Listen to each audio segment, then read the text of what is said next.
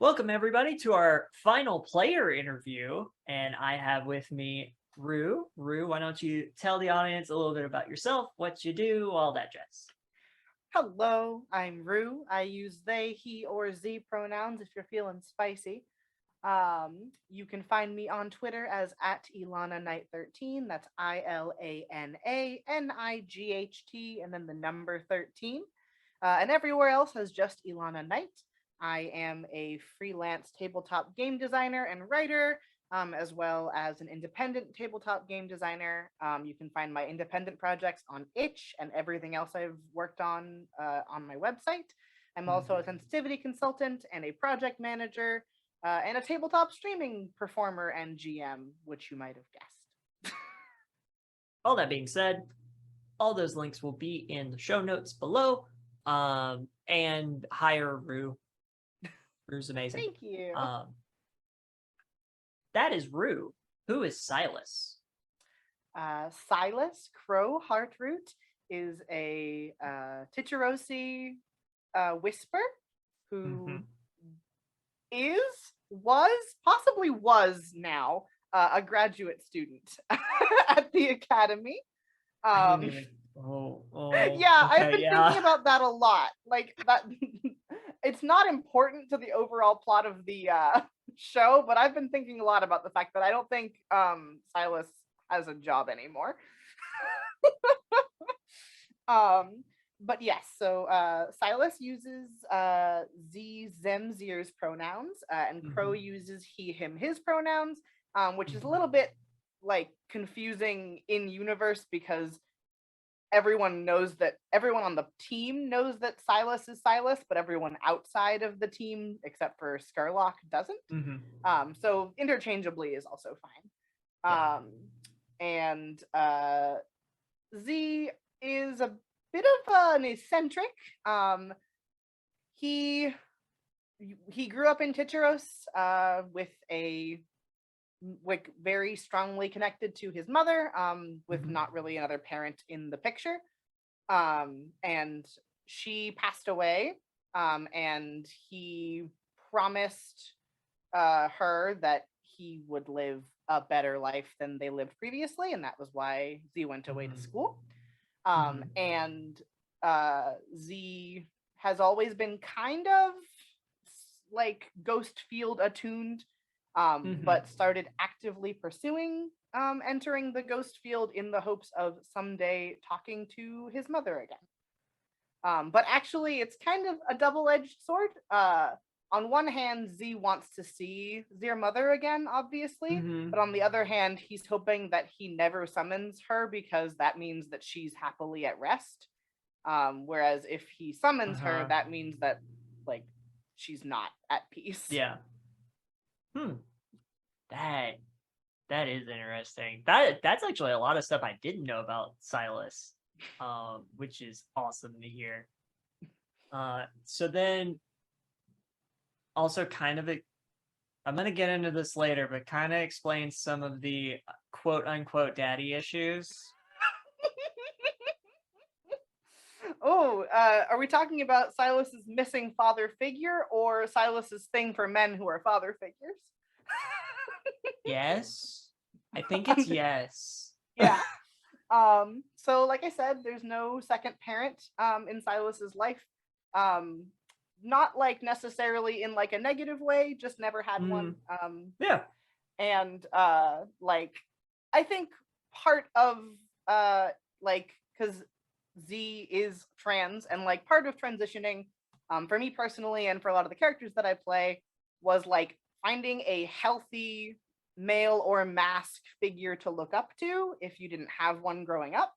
There aren't really very many healthy male or masked figures in Duskfall. I'm gonna be real honest with you. You picked, we really thought you had picked a good one. And yeah. I'm not talking about Skurlock, obviously. No, Skurlock is not a father figure to to Silas. Skurlock is an ex. But no, like Silas was quite excited to like be accepted as a grad student and all those things because Archie did feel like a good like person to look up to in terms of like maybe not the most socially active, but Silas is not also the most socially Yeah. active person you've ever met. But like very like secure and stable job in a happy relationship with his partner, uh, seemingly very concerned about the health and well-being of his students. And so Silas was like, finally, a person I can look up to and steal aspects of. Yeah. Yeah, Yep. like I am really excited to explore, and I'm going to talk to Jamie about it in our session 0 because I'm thinking about picking up a quirk. One, because I think it's only fair. I've made it this far without one, but I think it's only fair that Silas pick one up. But also because there's something so like it's upsetting to everyone, of course, that Archie is a betrayer of the party. But there's something really visceral about having the person who has been personally like guiding your PhD research and like actively involved in most aspects of your life be the one who is betraying you. And so that's got Silas pretty fucked up. That is so fair. So before we dive too much into the episodes themselves, did you have, when creating Silas, did you have any inspirations from media or whatever else that really drove your character creation? I'm a unrepentant goth in all aspects of my life. And so a lot of the characters that I build from, I start with the like just kind of base goth model, and then I expand upon it from there. I also, we talked about it in our session 0. We wanted to go with kind of a lower magic Duskfall, as I'm the only like Ghostfield attuned player. And so I didn't want to go with anything too like fantastical or anything like that.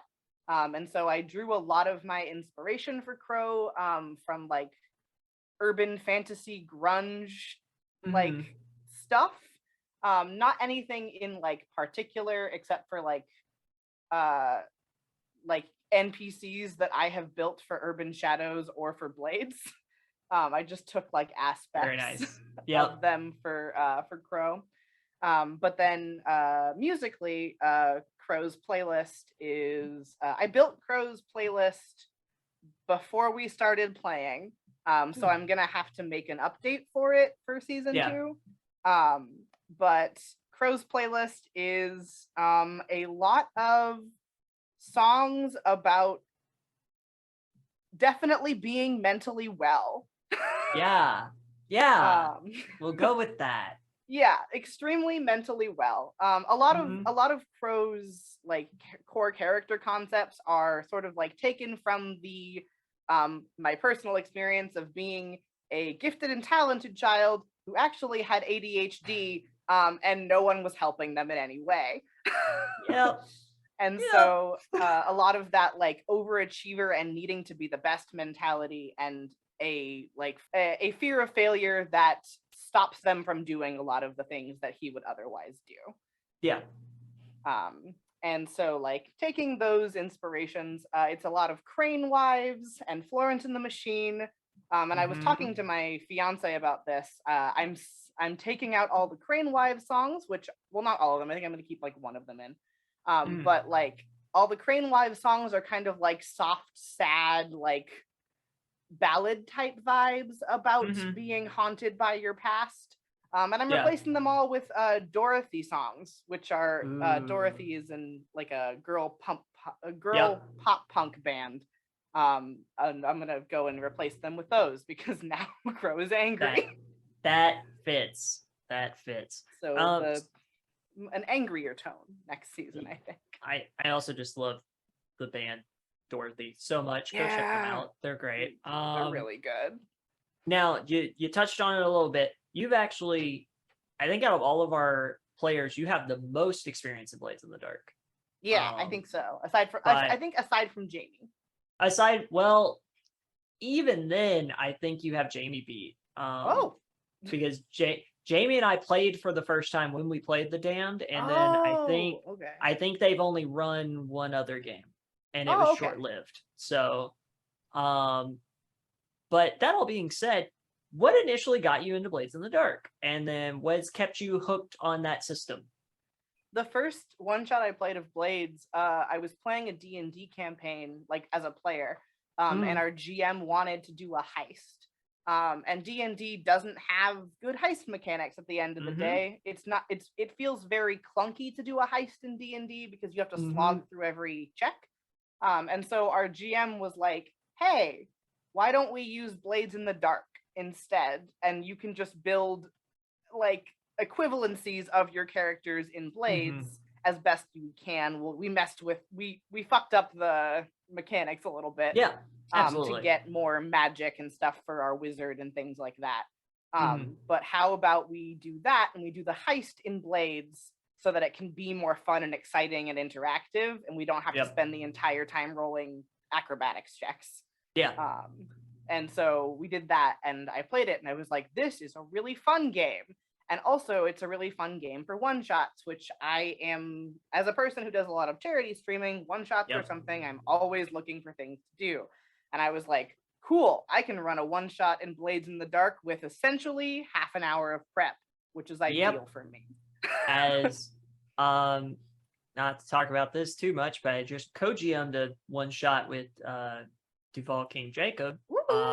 That was Blades in the Dark for Jordan's last charity event, and I think we prepped like maybe about 30 minutes before the call. Yeah, and party at Skurlock's mansion. What else do you need? Me personally, not much. No. Most people, not much. Once they meet the man, not much. But yeah, I love that. I mean, I know I've raved about it during our decompress. I love Blades in the Dark and everything you can do in it. And I'm definitely guilty of stealing bits of Blades in the Dark for games that I'm running in other systems. Like, progress clocks are so important. Yep. And like having a meaningful way of tracking something that isn't like necessarily physical. Yep. I love that. I love being able to be like, yes, you are training in a thing. You deserve to get some progress in that thing. Yes. I actually, it's not up yet. There's an entire cannibalism of the Blades downtime rules for D&D. It's all done. I just converted everything to a D20 roll. Ooh. And so that is all done. I just need to do layout and get it posted. So I will be purchasing that whenever you do that. Yes. I figured. I need to figure out where it's going is the main thing. If it's in SRD, you can put it wherever you want. If it's not in SRD, regrettably, it's got to go on the DM's Guild. DM's Guild. And you and I could have an entire separate conversation as we're the two game designers in this group. But we won't do that today. If you would like us to do that, let us know. Otherwise, we'll jump into season 1. Now, I have a bunch of questions here. We're going to come back to a lot of them with the finale. Okay. So keep in mind while we're doing this, don't include the finale. Gotcha. Understood. It gets its own 30 minutes because it's going to need it. Of course. 30 minutes. I'm going to unpack that for like years. Well, yes. So starting out, session 0, session 1, what was your major goal for Crow? My major goal for Crow was to get him to a point where Zir not afraid of being himself. And like that was like a character goal personally. And then like a more like campaign focused goal was like getting him to trust other people, trust everyone in the group, and like become a cohesive part of the group. Because Silas is a former member of another group, and thus has like not necessarily reservations about working in groups again. Like Silas prefers working in groups to working alone. But just sort of that like transitionary period of like revoking the allegiance to one group and joining with another can be quite like intricate. And so I really wanted to focus on Crow spending time with the people in the group as much as I could, and like becoming more connected with everybody in the group. Yeah. So, I mean, I love that. And I definitely feel like we saw that throughout the season. And it's one of my things where I'm like, yes, more of this in season 2, please. And so I love that was the original expectations. How do you think that played out? And how did it change? I think I was really expecting the episode with Skurlock to go a lot worse than it did.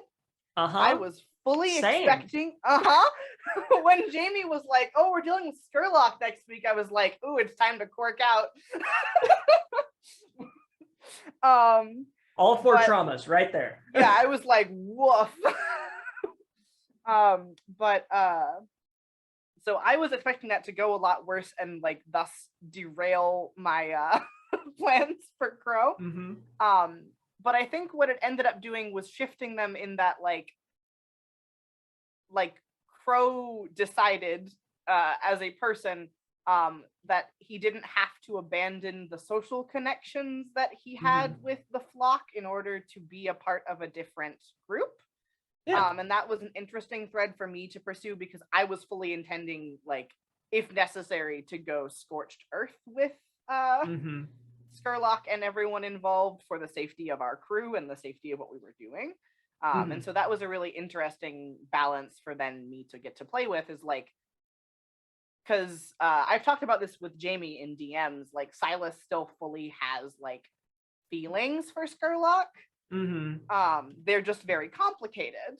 And so like having to navigate that along with everything else has been really interesting.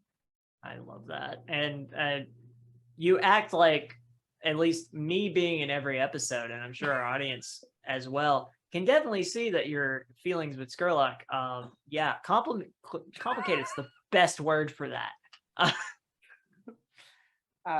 And like between the 2 episodes he was in. Yeah, the 2 episodes he was in, it's like it's complicated. I have some things planned that are also gonna make it more complicated, so I'm excited.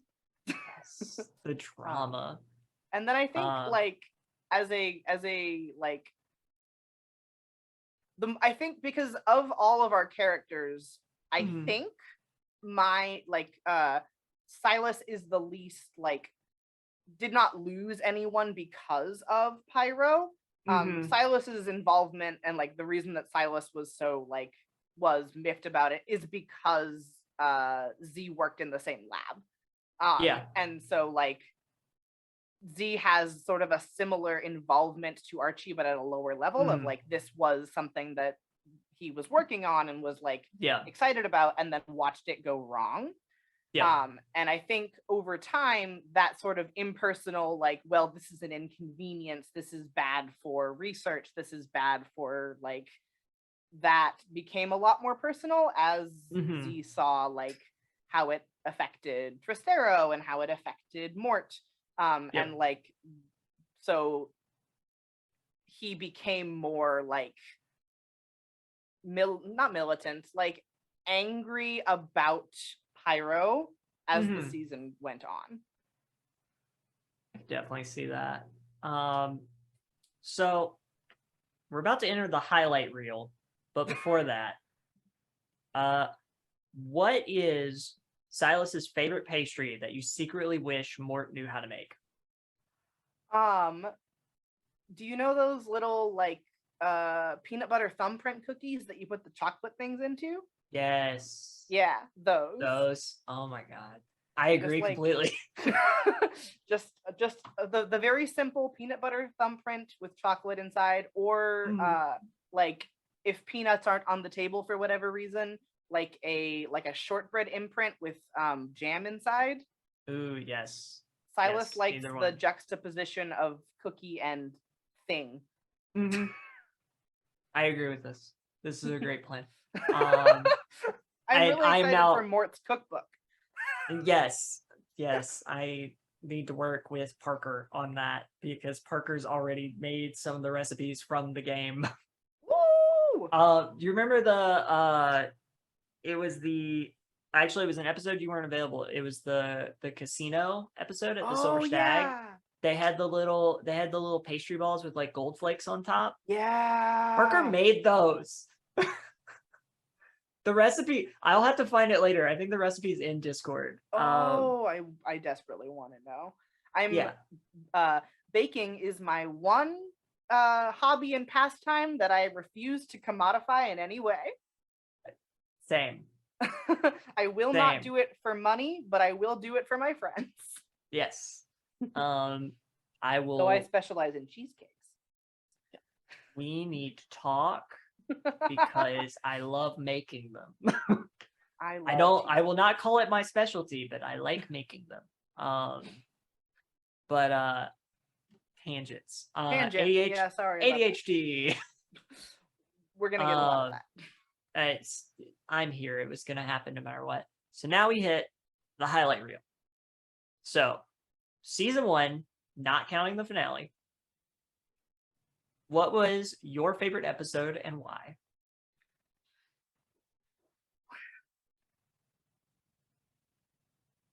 I will ask a follow-up question. Is there a question about a favorite scene? Because my favorite scene might not necessarily be in the... Okay, cool. I do favorite episode overall, and then your favorite moment, because that we go large to small. So my favorite episode is the party episode. Because I am a slut for social situations and political intrigue, and like everyone in that room was navigating at least one messy connection. And like I loved the stakes in that, and I loved how much role play we all got to do. Because like even during the like engagement where normally we wouldn't necessarily be doing very much interplay with Jamie, just kind of telling them what we're doing, we all instead got to like interact with all of Jamie's NPCs and like see the world that they built. And so I really loved that, and I felt like it was a very good, not first episode, but like soft opening to introducing the whole world of Duskfall to us and to everyone. So I really loved that. Not just because my favorite vampire boy was there, contrary to popular belief. And then like I liked that in amidst all that political intrigue, we still got to have the like conflict of combat and of rushing everybody to a different space. And like I'm gonna spend a lot of time admiring Cole's ability to think on the fly, because Cole being like, would Anya have prepared a second location for us? I was sitting here like my brain did not even. You are 8 steps ahead of me in this game of chess. And so just like really getting to see that bit of Cole start to come out and like Wax really being the like brains of the operation was really cool. And I quite liked it. It was very like social and interactive and like I feel like our outfits, because Jamie made us roll for them, were also hilarious. I don't remember everybody's, but I do remember Mort's was like, you know, that stereotypical like bouncer at a fancy event who has a tux jacket, but they've ripped the sleeves off. And that image is blazoned in my mind. I think if I remember correctly, Crow was wearing occult robes. Because they rolled like a 3, and so Jamie was like, yeah, you brought robes, but they're like occult robes. Yeah, that sounds right. You like fit the theme, but not the dress code. Yeah, like I was in the right vibe, but like I should have brought my dress occult robes, and I brought my like regular robes, sacrificing robes. Oh goodness. So yeah, I adored the party for a number of reasons, and then I actually was talking to John about this earlier. The backup house was a perfect use of flashback. Yeah, and absolutely like I wish I could just like take that clip and submit it to Evil Hat and be like, this is what a flashback should be. Yeah. No, I agree. Just like clip that, send it to John Harper and Evil Hat, and be like, here's flashback. Just put this right next to it on the website. You're Yeah. good. I I adore the whole season, but that was definitely my favorite like social episode. So then narrowing down further, uh favorite highlight specifically for Crow, and then favorite highlight overall. My favorite highlight for Crow is in the episode where we went to the temple in the Deadlands. And Crow spoke to the amalgamate creature of pain and suffering and guilt. Because that was I think the first time that Crow opened up in any way whatsoever about their past. I think I had not gotten an experience point for that at all. Except for no, I think dealing with Skurlock I did. Skurlock you got one, but that was like core backstory. Yeah. But yeah, I think that was the first time that Crow publicly interacted with like their past in any way. And so like that was fun to navigate, but also I am an inveterate like talk to the thing before you kill it kind of player. And I've only once managed to play a character who isn't like that. It's extremely against type for me to play, and so I have trouble doing it. Yeah. And so I was glad that like I had good reason for Crow to try and talk to it as someone who is kind of a talker and not a fighter in general. Yeah.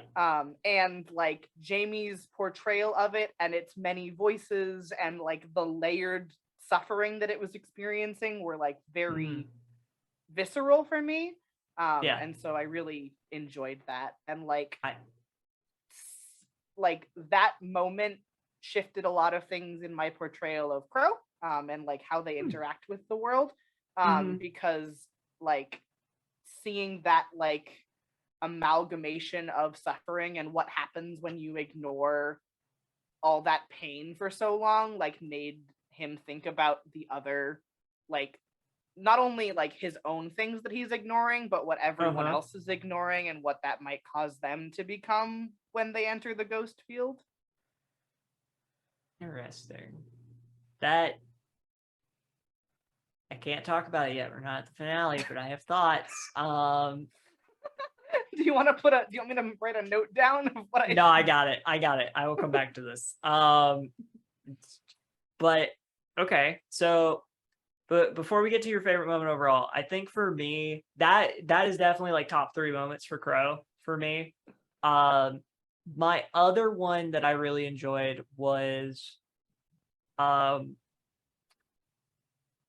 of a series of interactions anytime you were talking to Ghost or like making those interactions. Those are always part of it's just the flavor of Dustfall makes those moments for someone like Silas so good. Yeah. And then my other one was, and I talked about this during our finale decompress, lunch with Jay, where I was just like, oh, that was cute. And that was a good like resolution from the episode with the flock. And it just felt good. I made a decision when like that interaction ended neutral positive, that I was going to like whenever possible use my downtime actions to like reconnect with the flock in some way, like socially, which like I didn't always have time to do because downtime actions are a precious commodity, but yes, they are. Favorite highlight overall? I think my favorite moment for Mort, like genuinely was his like the evolution of his interactions with Archie and with everyone else really, but mostly Archie because that was who we got the most like recurring socialization with. And sort of like going from like being silent and intimidating and like not necessarily liking it to being intimidating but in like a joking way and like a friendly way and sort of like coming to like accept that part of himself and not consider it like a bad thing that he is large, and like knowing that that is not like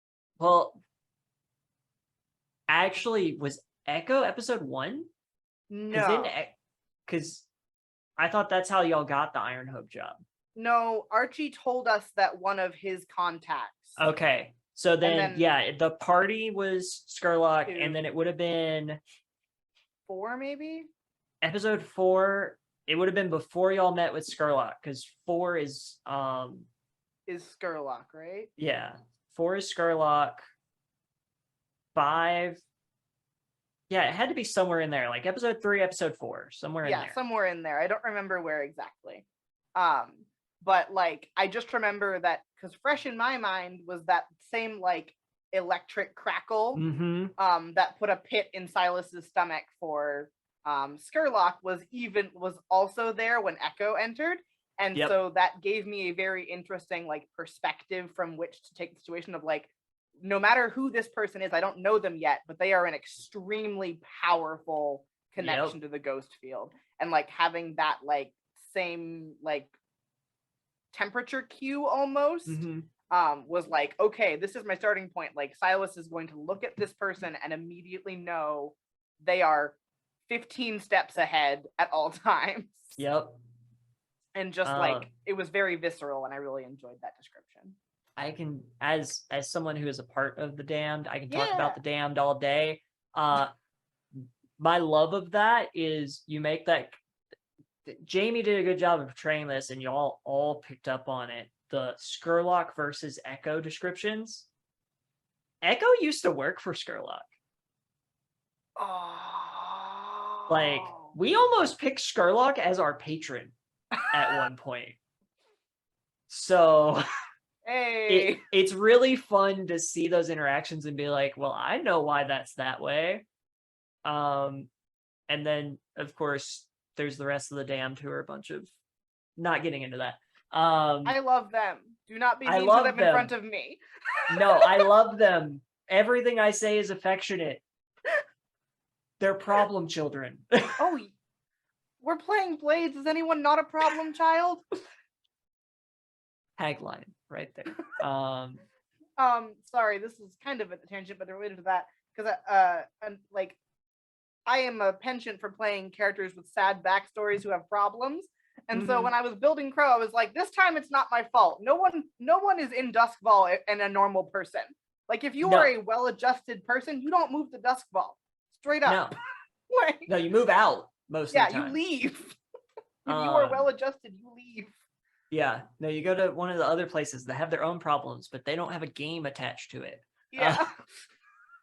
Now, talked on favorite moments. Favorite NPC from the season. Oh, you know it's gonna be Rick. Yeah.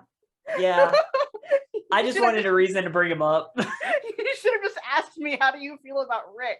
I love Rick the Iron Hook Ghost. I would die for Rick the Iron Hook Ghost. He's already dead. Why are you dying for him? I would die for him again. I just like Jamie took the like singular moment of Crow being like, I'm gonna see if I can ask a ghost how to get into Iron Hook. Yep. And built a whole person around it. And I'm so glad that they kept bringing him back, because I would have understood if they didn't want to, and like every time Crow summoned a ghost, it was just a different random person. Yeah. But just like them bringing Rick back every time, like touched something deeply in my heart. It's like, so I have Jamie as a GM for a home game, and they're so good at that. I just like, I love it so much. Those little moments that you're like, oh, this is a character that I just threw out and now is like important. Yeah. And so I love Rick, and I love Rick, but I love that multiple characters do this. I love that like everyone in town knows that Silas is fucked Skurlock. Like literally everybody in town. Yeah. Whenever we come across a new person, they see the bird mask and they just assume. They just assume. They're like, okay. We see how you roll. It's fine. But yeah, I find it very funny, and like it tickles me every time that someone's like, yeah, well, we know what you do in your free time. Yeah. And But yeah, of course now I immediately think about episode 4, which was the Skurlock episode, but it was also where we got the closet with Asher and Silas and Rick. that was also, I should have brought that up because that is also one of my favorite scenes, and one that I have talked about at length, like externally, of like because like whenever we're on a break or whatever, I just go and tell my fiancés about what we're doing, and then I come back. Yeah, that's what I do. And like I think I have told everyone who cares about Crow about that scene, and I was like, if you'd like a view into like how functional asterisk Silas is as a person, they snuck into a closet and saw that there were already people getting frisky in the closet, and were like, why don't we join, but first let me invite my friend. Summons a ghost in the closet. And just the like the response of the two like non-ghosts who are just like, never mind, we're gonna go. And just like Silas being like, I don't know what I would have done if that had been successful in the wrong way. Like, what if they had been into the ghost? You know, I'm almost a little sad we didn't find out, but like it's probably for the best. It's probably for the best, and I think they needed all of us in that heist. Like they wouldn't have. Well, you were already down. You were already down, Cole. Yeah. Oh, we were already. I forgot about that. I forgot that Wax quirked out essentially immediately. Yep. And wait, was that also the episode where Mort wasn't there? Yeah. Was that also when John was? I think so. I think so. It was just me and Parker against the world, which like I love that we have sort of like two duos who tend to work together. I literally just talked about this. In that like Wax and Mort tend to work together, and and Asher and Silas tend to work together. And like they're two different kinds of absolute disasters, because on one hand, Tristero and Mort are going to get into a fight. There's no way to stop it. Like they will end up in a fight somewhere. They will somewhere. Whereas Asher and Silas are gonna wind up in hiding under a rich person's bed, like as the entire household comes home. Like because that's the kind of places they wind up in. It's either you know, I don't have a better way to sum that up.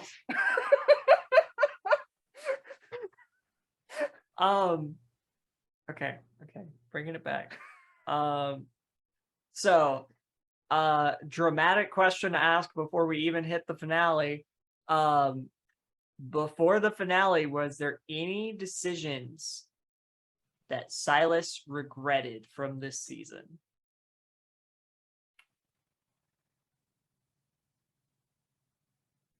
The big one, which I mentioned already, is that he regrets and feels really bad for not helping Asher out of that place, and has not like talked to them about it on screen in a meaningful way, and like he feels very bad about that, and like wants to like apologize about that, and has also like purposely been more like cognizant of where she is at all times because of that. And like whenever they see that she's doing something, like he will go out of their way to like make sure that like Asher gets whatever thing they're doing done. But I think other than that, finale notwithstanding, I don't think he regrets any of the other decisions. He does not regret starting work with the Master of Ash and Flame, because Z is planning. Well, their prior plan was to court as many demons as possible and then kill them all, using Echo's tried and true methods.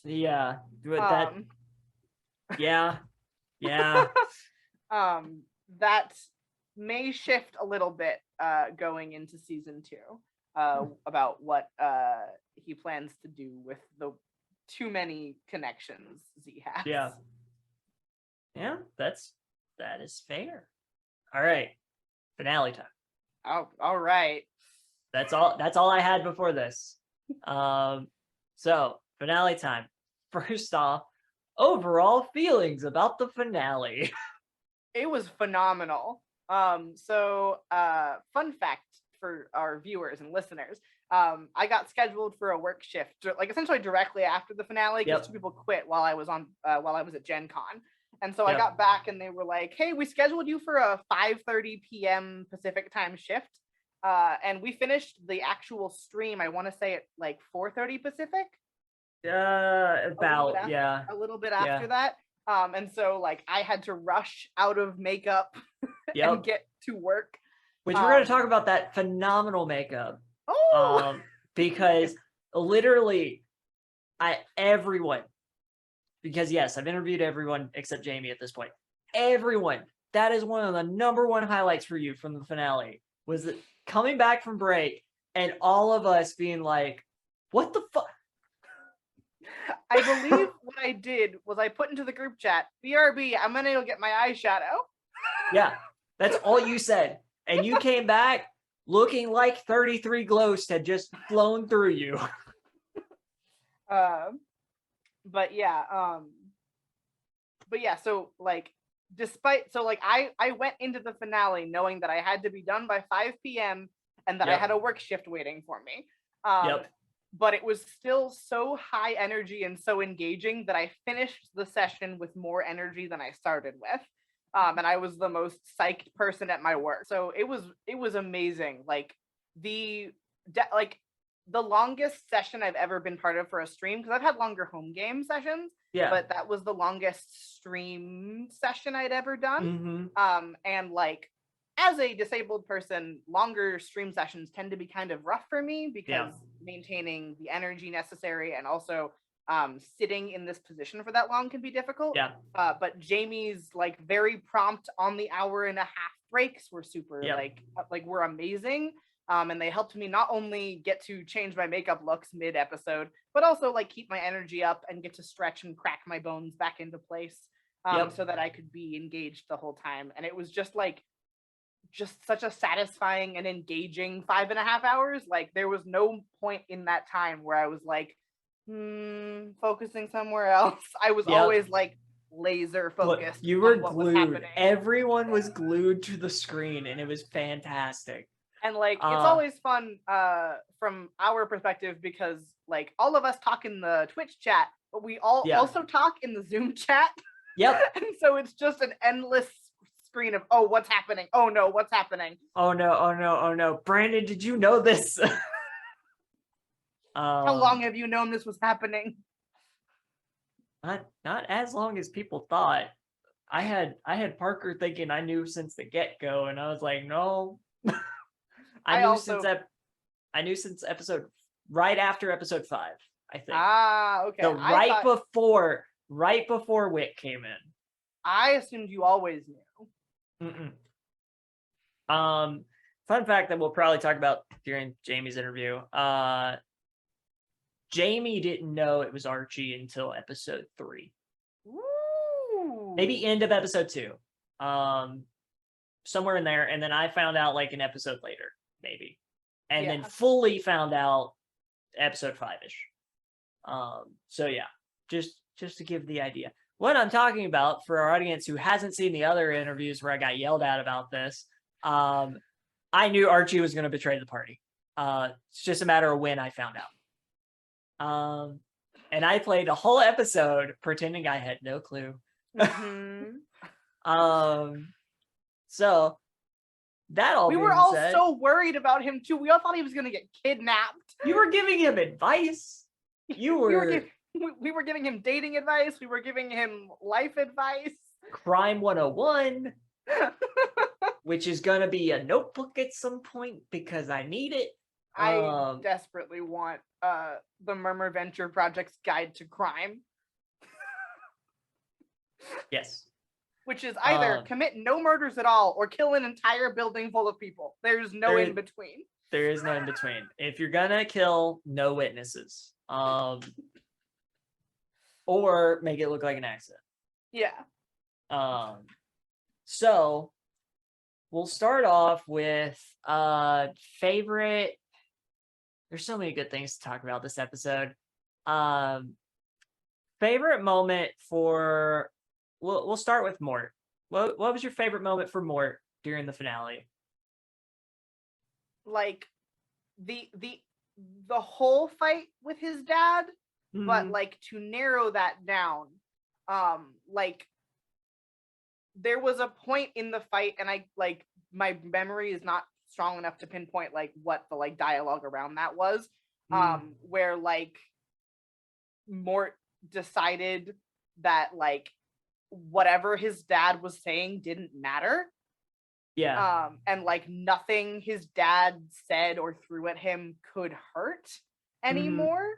And like I could see that shift in John's face and that shift in John's portrayal, and just the absolute like solid rock wall that Mort became of just like shrugging all of that off and being like, you can say whatever you want, but it doesn't matter anymore. Like was just like chilling to watch in the best way possible. And just like it was so good because like I don't know all of Mort's backstory. There's a lot of things that like in character haven't been revealed to us, but like I could tell from those interactions that it had not necessarily been a positive family relationship. And like military family relationships can be really difficult in a lot of ways. And like just like watching him navigate that and like go from the like shock, fear, anger, hurt of seeing his dad there to the like cold determination of, you are one of the people we have to kill to get this done. I will be the one to do it. This is ending on my terms. Just like so powerful and like such a like difficult thing to role play that John handled fucking masterfully. Like a master class in facing your shitty parent. So like in real life, maybe don't murder them. Don't. I mean, yeah, maybe in real life. But life. Also, in real life, they're probably not possessed by the same demon as you. So like you should be fine. Ideally. Ideally. Not going to judge anyone's personal circumstances, but if you and your shitty dad are possessed by the same demon, one of you's got to go. Agreed.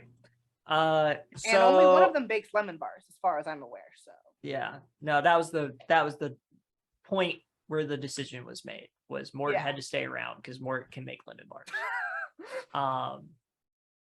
Silas is not a particularly violent person most of the time. But if someone were actively mean to Mort in front of them, Silas would go feral. They would murder that person and whoever is associated with them. I could totally see it. Absolutely, yeah. He's like the tiniest little angry machine sometimes. Angry burb. Just angry an angry burb. That is what Silas is, truly. All right. So, Tristero, who had I have like 3 off the top of my head. I was like, I've got several. I think top of my list, I'm gonna go with like once again one of those like single-minded character things of like doing everything he possibly could to identify the charred bodies. Like going to the hangman's gallows and like micro analyzing and refusing to leave until he could know for sure if my brain is not going to remember the name. It starts with an M. Starts with an M. It's not Marissa. It's something along those lines. Marassi. There it is. We got there. We got there. I do like that both of us were like, it starts with an M. Same ADHD brain. But like just like the like heartbreak and and then the decision of like, I have decided that that body is Marasi's. Yeah. I have like, and like it's the same thing as like with Mort, where that like single second of like there's no way for me to know, but for my peace and Marasi's peace in death, I've decided that this one is Marasi and this one's going to like get a burial. Yeah. And like bringing the body to like go like we were in the middle of trying to get the fuck out of a burning complex. Yep. And Tristero was like, I gotta take this charred body with us. I gotta get it properly buried. I'm putting my friend to rest. Yep. And I think that was just like so Tristero, like, because I think a lot of the time, like, it can get lost in the like bells and whistles of being a spider, but like Tristero cares about people so much and like has so much heart, and I really love and admire that. And like Silas also really loves and admires that, because Silas has difficulty caring about like other people in that way. And so like it like every time Silas sees how much Tristero cares about people, it like shifts your perspective on life a little bit. And so just watching that moment of like, it does not matter if I burn to death here, I'm going to make sure that my friend gets a proper burial. Just like that moment. And then of course, you know, the reveal at the end. The reveal at the end, which takes that all back. But like, I think because of how much heartfelt energy Cole put into that moment, it made that last second reveal all the more like painful. I will say, so like, I don't remember if you were there for this part of the decompress, but Cole and Parker both picked up on the fact that anytime I knew something, I started looking at my phone. I didn't know that, because I could not give a single reaction. Because I knew who was behind the mask, at least of the ones revealed, and I was like, oh no. Do you obviously don't tell me who's all 8, but do you know who all 8 of them are? No, I don't. I didn't even know that the bear was gonna be one. Oh. I knew Archie, and I've already blanked on the name. Marasi. Marasi and Archie were both a part of it, and that's all I knew.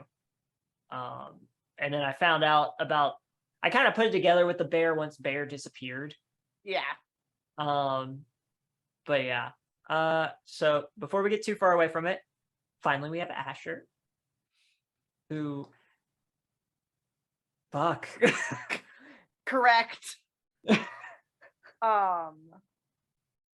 Like Asher and like by association Parker were like absolutely on top of the breaking and entering game in this episode, like absolutely. But I think my favorite part was like when we got back, like when we kind of like began reconvening, and like just like walking into the like refinery with all the ghosts, and Asher being like, this is gonna take too long, I'm just gonna stab this guy. Like, I understand that you're having a moment here, but I'm just gonna stab this guy. Like, we gotta go. Can you tell your friends to leave? We gotta go. And just like the perspective shift again of like remembering that scene in the 4th episode where they abandoned everything to pick that lock. The shift and like the character growth of like Asher being the one parading everyone out and like being the one to be like, all right, we got to make sure that all 4 of us get out of this building and then get out of this complex. And then get off this boat. And then get off this boat. Like, because usually, like almost always, I feel like Tristero is kind of like our like leading force. But I think for this episode, because the other three of us had something happening interpersonally in the space. Yeah. Asher got to sort of step up and be that leader and be like, hey, head in the game, we're getting out of here alive. Yeah. And like seeing that from a character who, as someone who also plays a bit of a chaotic motherfucker, Yeah. like our two characters are ones who don't lead very often, I don't think. And so watching Parker and Asher like rise to that and sort of become the driving force of like getting everyone out safely was really cool. Yeah. I 100% agree. Followed by, well, and that was following probably one of the most lethal kills I've ever seen in Blades in the Dark. Oh yeah. Like the full description and everything was just it was like so good. It was good. Let's see. So I'm trying to think if there's any moments I wanted to bring up for any of these. Hopping back to Tristero, the one I wanted to bring up was Tristero casually walking downstairs to grab Mort and then pulling an Asher and seeing a safe. Yup. Oh yeah. Just like, oh, there's a safe over there? And I was like, what are you doing? The building is on fire. And crumbling around you. Yeah. And then Asher getting to be like, what are you doing? The building is on fire. And Tristero like, there was a safe. There was a safe. Oh, I'm so proud of you, but come on. I'm so proud. We gotta go though. And then like, hey, our patron betrayed us and all, but we got paid. We got paid. Bag of money, vials of murmur, we're good. It was really good. And then for Crow, I personally am gonna pick the makeup and everything with the ghost, but if you have a different favorite moment. I like at our decompression I talked about the opening the ghost door through my human body for 33 ghosts to come through. And like that still remains, I think, probably my strongest moment of that episode in terms of like things that I was doing and that Crow was doing. Because like that's so a fun fact about Crow is that he left the flock because he couldn't handle what they were doing. Yep.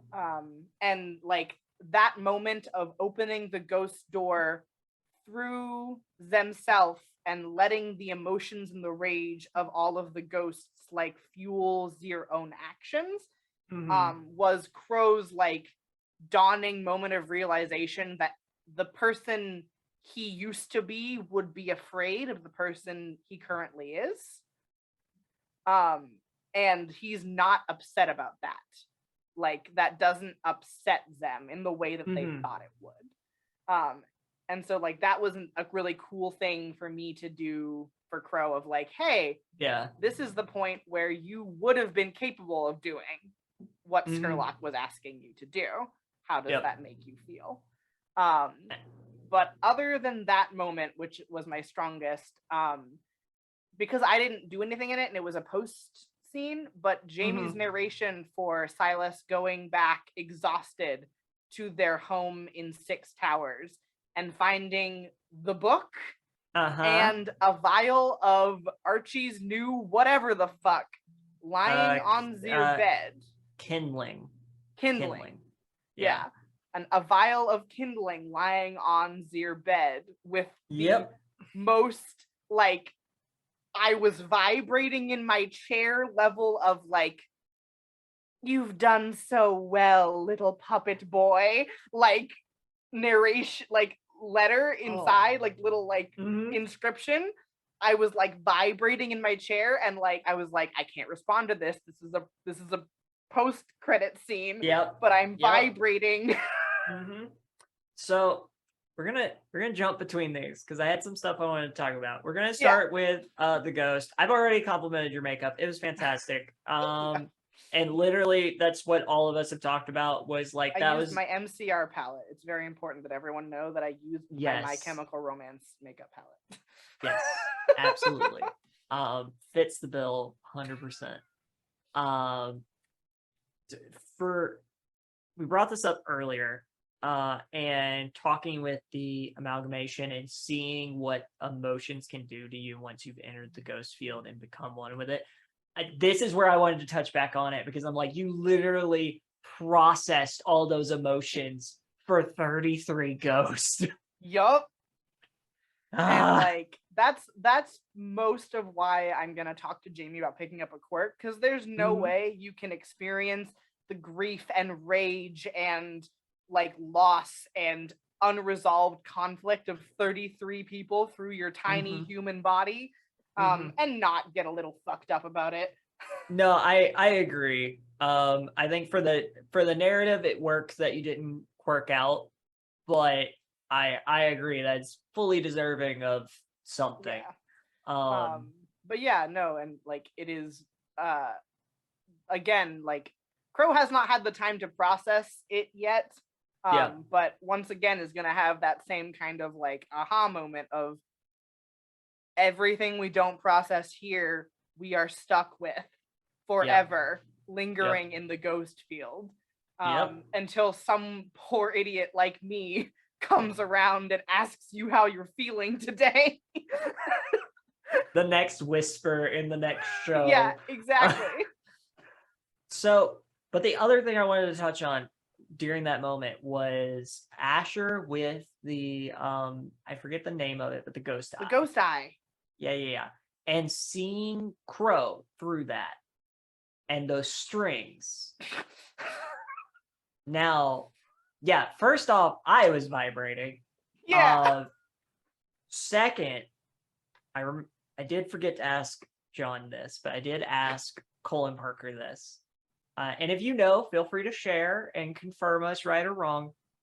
Who's that last string? I don't know.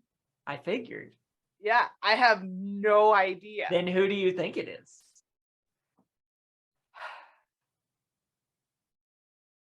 I'm torn because Mm-hmm. because I've given Jamie the dagger of there is no other parental figure in Silas's life. I wonder if it is their parents, like as a unit, like the tie that Mm-hmm. Z has to the ghost field for Zir mom, and then a nebulosity. Mm-hmm. Um, but I also wonder if it like wasn't Archie, because in Yeah, every way possible, Archie has been puppeting Silas my guess. around. That was my So guess. I assumed I think more reasonably it is Archie. Mm-hmm. Um, and also I talked about this in our D, like I think I talked about this in our decomp. If not, I complimented Jamie on it privately. Like there were 2 episodes where I had pre-existing conflicts and couldn't make it. Yeah. And I love that not only was like everyone cool with that, and like Jamie always had it be like, oh, like Silas has TA work, but I Yep. love that Jamie tied it in You. to the reveal at the end and was Yep. like, oh, well, I could always assign my TA more work and leave you all down a person to struggle through a job. And like Yep. it just made me really happy for in a way that I couldn't explain in words. Mm-hmm. I Yeah, I think I it's Archie. was I think it's Archie. So far the votes are Archie, Skurlock, Hmm, or just the crew in general, yeah, and kind of to an extent the flock in general, in like for the general, Skurlock votes. yeah, Skurlock and the Um, flock. yeah, kind of intermingled on that one. But let's see. I'm actually gonna save talking about the kindling for when we get to season 2 because I feel like Gotcha. that's where that'll fit in. But otherwise, we talked about favorite moments. We also got introduced to 4 NPCs and a new side of Archie. So 5 options here. Favorite NPC from the season finale? Like it's gotta be Archie because Yeah. the the reveal was so good.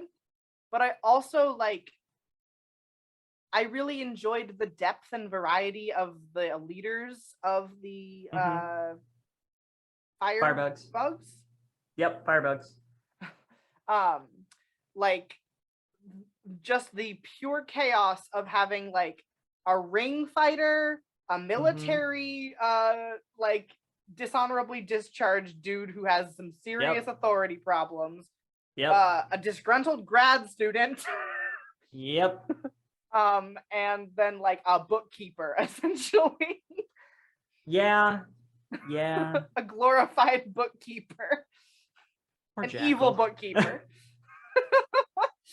I mean, he did Uh, other things, but like an evil Hey. like an evil office manager, essentially. He really was. Yeah. Yeah. Was just like really interesting, and like getting to, in brief moments, interact with all of them was really cool. Like I think I've mentioned that like Silas is not a super violent person, or like a person who like goes out of their way to kill people very often. But like Z got some vindictive enjoyment out of getting to be a part of the end of his prior like Vile fellow Smasher. TA. Yeah. That whole scene. It was good. So many moments out of this finale. I'm like, I need art. I need art. I need art. I need art, and I need it with music in the background. I have 3 unfinished pictures of Crow that are just like sketches of variety of things that I have not finished. One of them is extremely messy because it's like a concept piece of just Crow and all the ghosts. Oh, yes. But that one is messy. So, yeah, we got through. So we've gotten through the compound. You've escaped.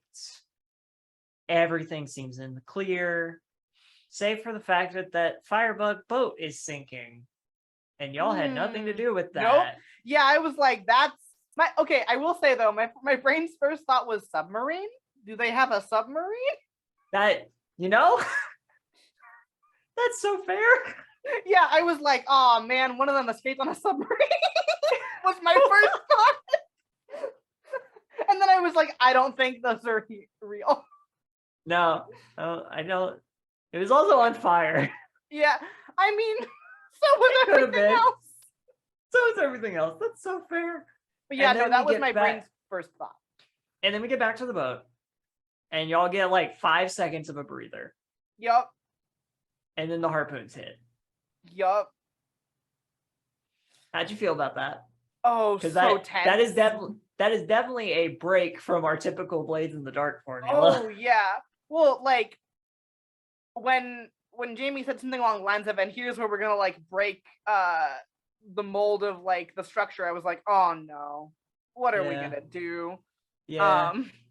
But like my whole body like tensed and clenched in every way possible, and I was like, because like I was running through my head like, because I mean the blue coats are what it was like an obvious answer, and before we knew who it was, my brain was just rolling through like, oh, which people that we fucked over have come to attack us this time. Now, and also very lucky you still had the ghost key that you could use. Yeah, because I was planning to use it to get us out of the compound, but we didn't end up needing it, and thank goodness. Yep. So then fast forwarding a little bit, when did you figure it out? Because when I was of course watching everybody's faces to figure out when it clicked. I think you were first. Yeah, I was too busy staring at Jamie to look at anybody else. Yeah, that's so fair. I think it was genuinely like the moment we got stopped in time.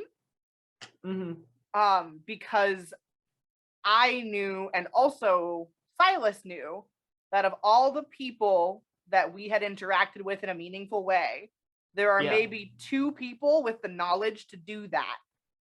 One of whom is Skurlock, and this isn't his kind of deal. Yep. And the other of whom is Archie, distinguished professor of esoteric mathematics. Yep. And so the moment we were like kind of like stuck in a between space of like time and magic, I was like, motherfucker. Yep. Yeah, you were definitely the first person to get it, because no one else got it, and we have the benefit of I've interviewed everyone else at this point. Oh, yeah. no one else got it until the glasses came out. Oh. Like everybody, like the voice gives it away somewhat, Yeah, but other but people can like, have that voice, yeah. yeah, it was the moment the glasses came out, and it was so good to watch. But overall, what did you think of the speech? You It know, was the villain, it was a the villain good monologue. villain monologue. Yeah, And like I love a good villain monologue. I think they're a vital part of tabletop games, and I think they're like, as someone who GMs more often than I play, they are the time when GMs get to have our fun. Yep. And so I'm a firm believer in never interrupting a villain monologue. Unless it's like a shitty villain who's an abusive, horrible human. Like Yeah. if the villain is your like Mort's dad, if the villain is your abusive father, interrupt the ever loving shit out of their villain monologue. Absolutely. But if it's like a well-earned moment for the GM to do a reveal and have like this poetic and beautiful monologue about how the human race is beyond saving, and so we're going to begin anew, I just love letting that whole thing happen and letting all of the energy just sink into the moment. Yep. And like feeling every single one of us like just getting more and more like vibrating in our seats as Jamie said more words. It was so good, and I had the benefit of that being my second time hearing that speech. Did they like rehearse it for you? I got to hear the whole thing. There were some names left out for surprise moments. Yeah. The bear, obviously. Of course, yeah. And then when I had heard it, we had not had episode 7, which was when they got the fire repellent. So yeah. I hadn't. Yeah.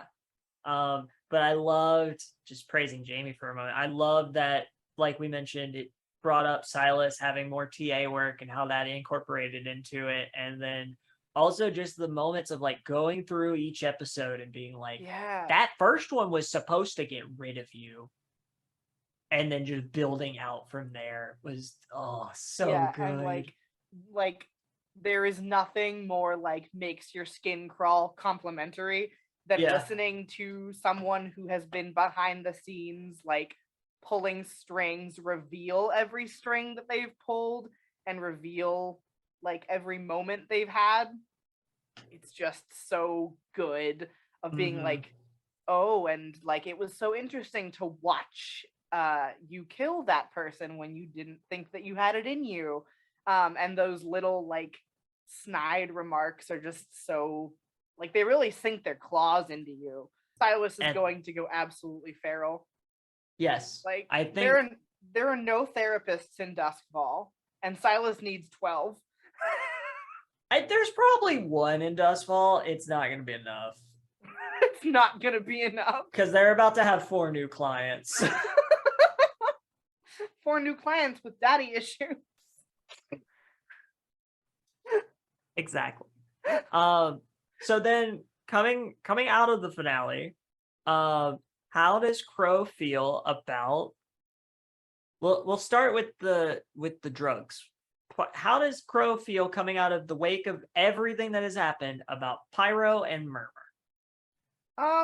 Crow feels satisfied with their systematic destruction of the ability to distribute Pyro. I mentioned it before that like Crow didn't have the same personal connection to like Pyro usage. And so it was always for them more of like a like integrity of the scientific process kind of deal of like, this is not what this was made for, and it's wrong to take something that was theoretically made for a positive purpose and use it for a negative purpose. And like, because an aspect of like my personal experience with neurodivergence is kind of like that I've implemented into Crow is like there is gray, but some things are good and some things are bad. And a good thing should not be used for a bad purpose or vice versa. And like, so like processing that and like getting rid of that was something that Crow was very like adamant about. And of course, we'll unlearn. We all must unlearn our moral blacks and whites, which they're getting better at. Yeah. But with Murmur, Crow has concerns now because of knowing that Archie was on Archie's side, not necessarily against them while they were working together, but Archie has always been on Archie's side. Crow now has concerns because Z is intimately aware of how skilled Archie is. Crow has concerns about what other effects or latent abilities Murmur might have. And I have not spoken about this with Jamie because I'm deeply worried.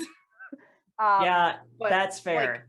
one of Crow's thoughts and like wonders about it is whether or not it has the lingering capacity for influence of like, if someone has used enough Murmur, what can Archie do to that person? What can Archie do with that person? Is something. Yeah, exactly. I'm just handing Jamie a knife. But yeah, like that was one of the first things that Crow thought about. Was like, I don't know the formula for Murmur, and I don't know if the formula that Archie gave us for Murmur is accurate. And if it's not, what else has he put in there, and how quickly can I find out before something goes wrong?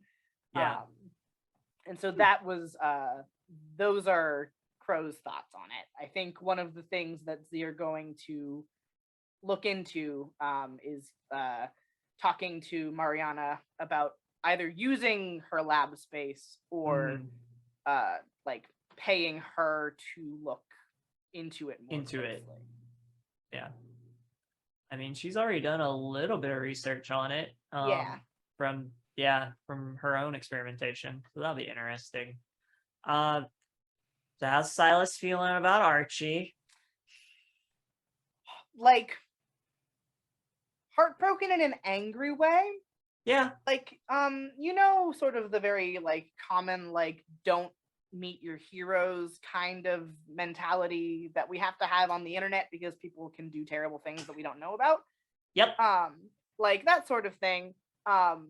But in real physical life, like this is a person that for Silas's entire academic career has kind of been the only person in Zir corner, because as a bit of a outcasty weirdo who doesn't talk to very many people, even though like Silas and Archie didn't interact very much like outside of like work assignments, it was a positive working relationship, and like mentorship of like, you are doing your PhD and I am making sure that your PhD goes smoothly, which is a super personal relationship. Like PhD or any kind of graduate advisor is like the closest you will ever be with a like academic instructor.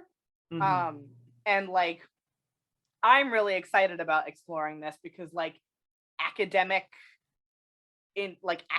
betrayal and academic like interpersonal like gaslighting and like this particular scenario is not like academic abuse, but like those kinds of things are really like personal and interesting to explore, and I feel like not done well very often.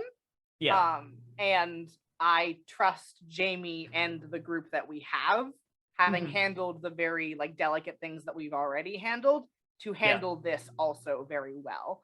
So I'm excited to get to explore like what it feels like to have the one person you turn to in a time of need as a student be the person who is causing problems for you in other aspects of your life.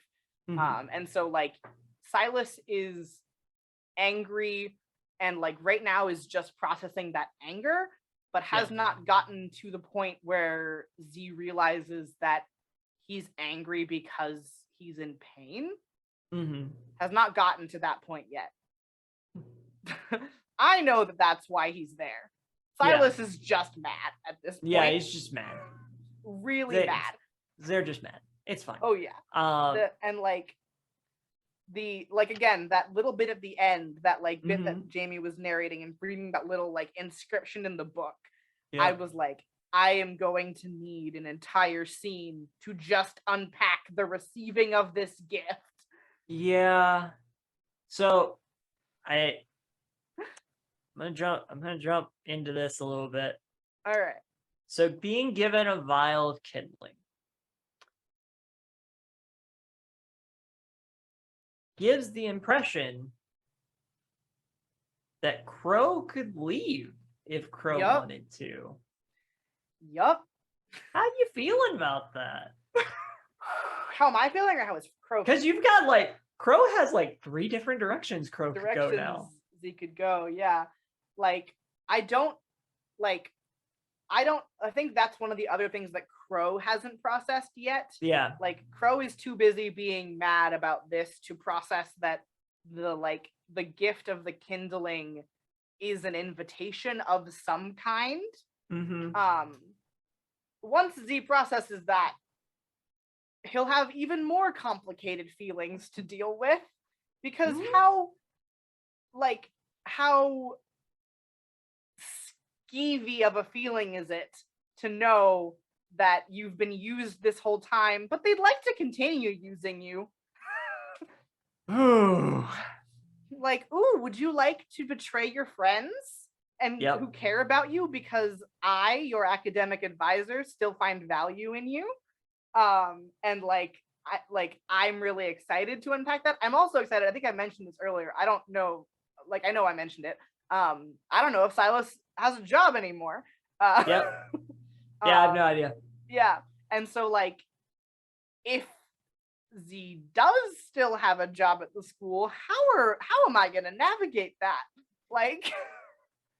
Oh, your advisor just disappeared out of nowhere, I guess. He's just gone.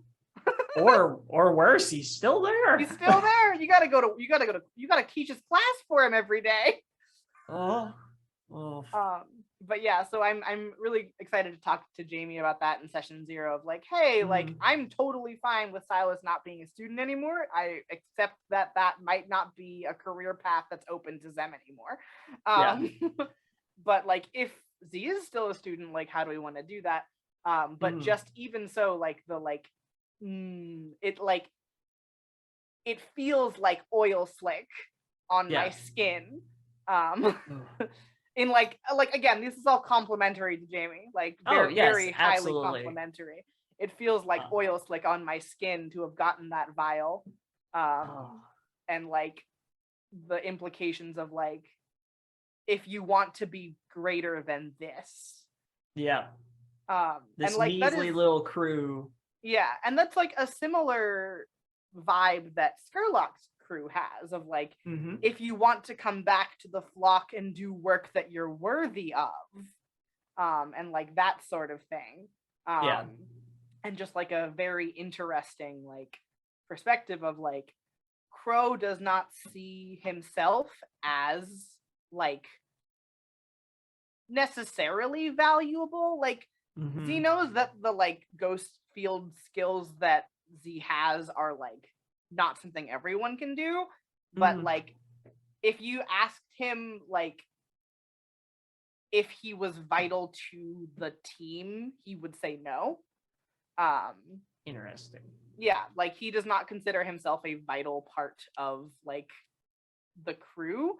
Z would find reasons for everyone else why they need to stay, but would have trouble finding a reason why everyone else would need him.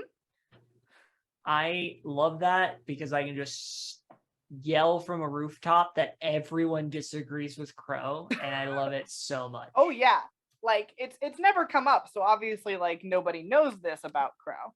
But it's so interesting as a juxtaposition of there are 3 gangs, the one that Crow is in, and then 2 others that would gladly take Crow. Yeah. But Crow doesn't understand that that concept at all. He's why? Why are you doing this? Why do you want that? And just because he had to confront it the first time when Skurlock was like, you can do this very difficult job and take out this other group for me, or you can just give me my crow back. Also, the sheer fucking energy that Jamie put into that sentence, I was like, I think I need to leave the room, and I'm playing Crow. Yeah. Yeah. I think I need to leave the room and let them have some private time, and I am the one who is here. Yep. But of just that, and then of Wax genuinely turning to Zem and asking well, before I answer this question, do you want to be here? Do you want to be with Skurlock? And not really having an answer to that question and being well, let's at least try the mission first before we hand me back over, maybe. Yeah.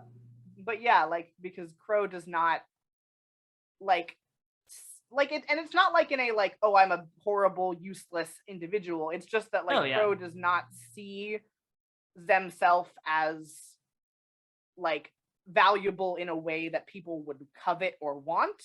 Mm-hmm. And so whenever it happens, he's just kind of a 404 error goes off in their brain. Why? Yeah. That tracks so much. Actually, talking about Tristaro's interactions with the flock, I think the other thing that really showed Murmur Venture Project's interest in Crow was Tristero going to Echo and Echo wanting a flock mask, and Tristero just being I'm not giving you crows. I'm not giving you crows. Yeah, I was so touched by that. Mm-hmm. And of course, Silas doesn't really know that happening, because I don't think that because Tristero mentioned that was what Echo wanted, but I don't think at any point I'd have to go back and watch. Yeah, I'd have to go back and watch. I don't remember if they specifically told Silas I told them there's no chance of getting yours. Yeah. But if Silas knew about that, I think Z would have a minor crisis of emotions all at once, because it's such a touching thing. But I was in the back because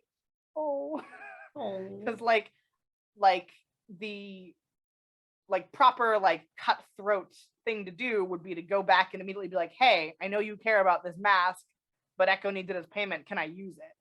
Yeah. And that would be a perfectly logical and reasonable course of action that Crow would understand and say no to. Well, yeah, would obviously. But the fact that Tristero was no, that mask is important to Crow, I'm gonna get a different one. Was just very so good. And then we've kind of skirted around this, but at the end of this season, how is Crow feeling about the Murmur Venture Project? Specifically the crew. Oh, okay. Not the job. No, not the job. The crew MVPs, as it were. I am excited to say that Crow has succeeded in the journey that I wanted him to go on, which is caring about people again. Yep. Yep. It took a little while, but Crow has come to the place in their life where he once again cares about people, and they are all important to them. And with this new character growth question mark, trauma growth perhaps more likely, of being more willing to do quote unquote bad things. There are very few things that Z wouldn't do to keep the other people in the crew safe. And I think I mentioned this one time during one of our decompresses when we were talking about the fact that Crow never has quirked out. And it's because in the back of your mind, anytime we're in something, he is I need to be focused and not fuck up. So that if all else fails, if everyone else can't make it out of here, I can ghost key us to safety. Yeah. And like will absolutely abandon their own like goals for any given job to make sure that Z has whatever he needs to get them out of there. Yeah.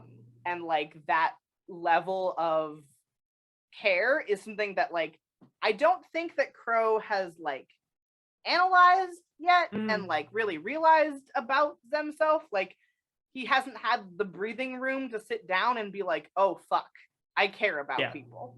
Yeah. No, but, y'all have like, not had a moment to process anything. not even a little bit.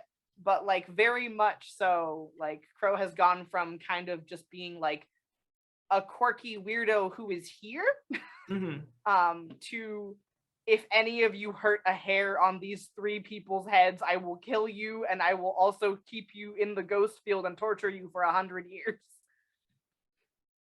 Well, that's not terrifying to think about. Okay, I did remember a question from season 1 that I needed to ask. Specifically, episode 6, burning the wick at both ends. How did it feel having a 5th member of the crew? Very like chaotic in a fun way. I feel like we were simultaneously able to get more and less done. Yeah. If that makes any sense. Like because the way we split up the parties, we had once again our chaos duo. Parker and I put ourselves in the weirdest of little holes to be in. Y'all need a name. We need names, and we can't just be the Zilf fuckers. No. I mean, Tristero and Mort are partner and partner. So it's immensely good. Yeah, I need to talk to Parker and workshop a name for Asher and Silas for whenever we go off and do some shit that we shouldn't be doing.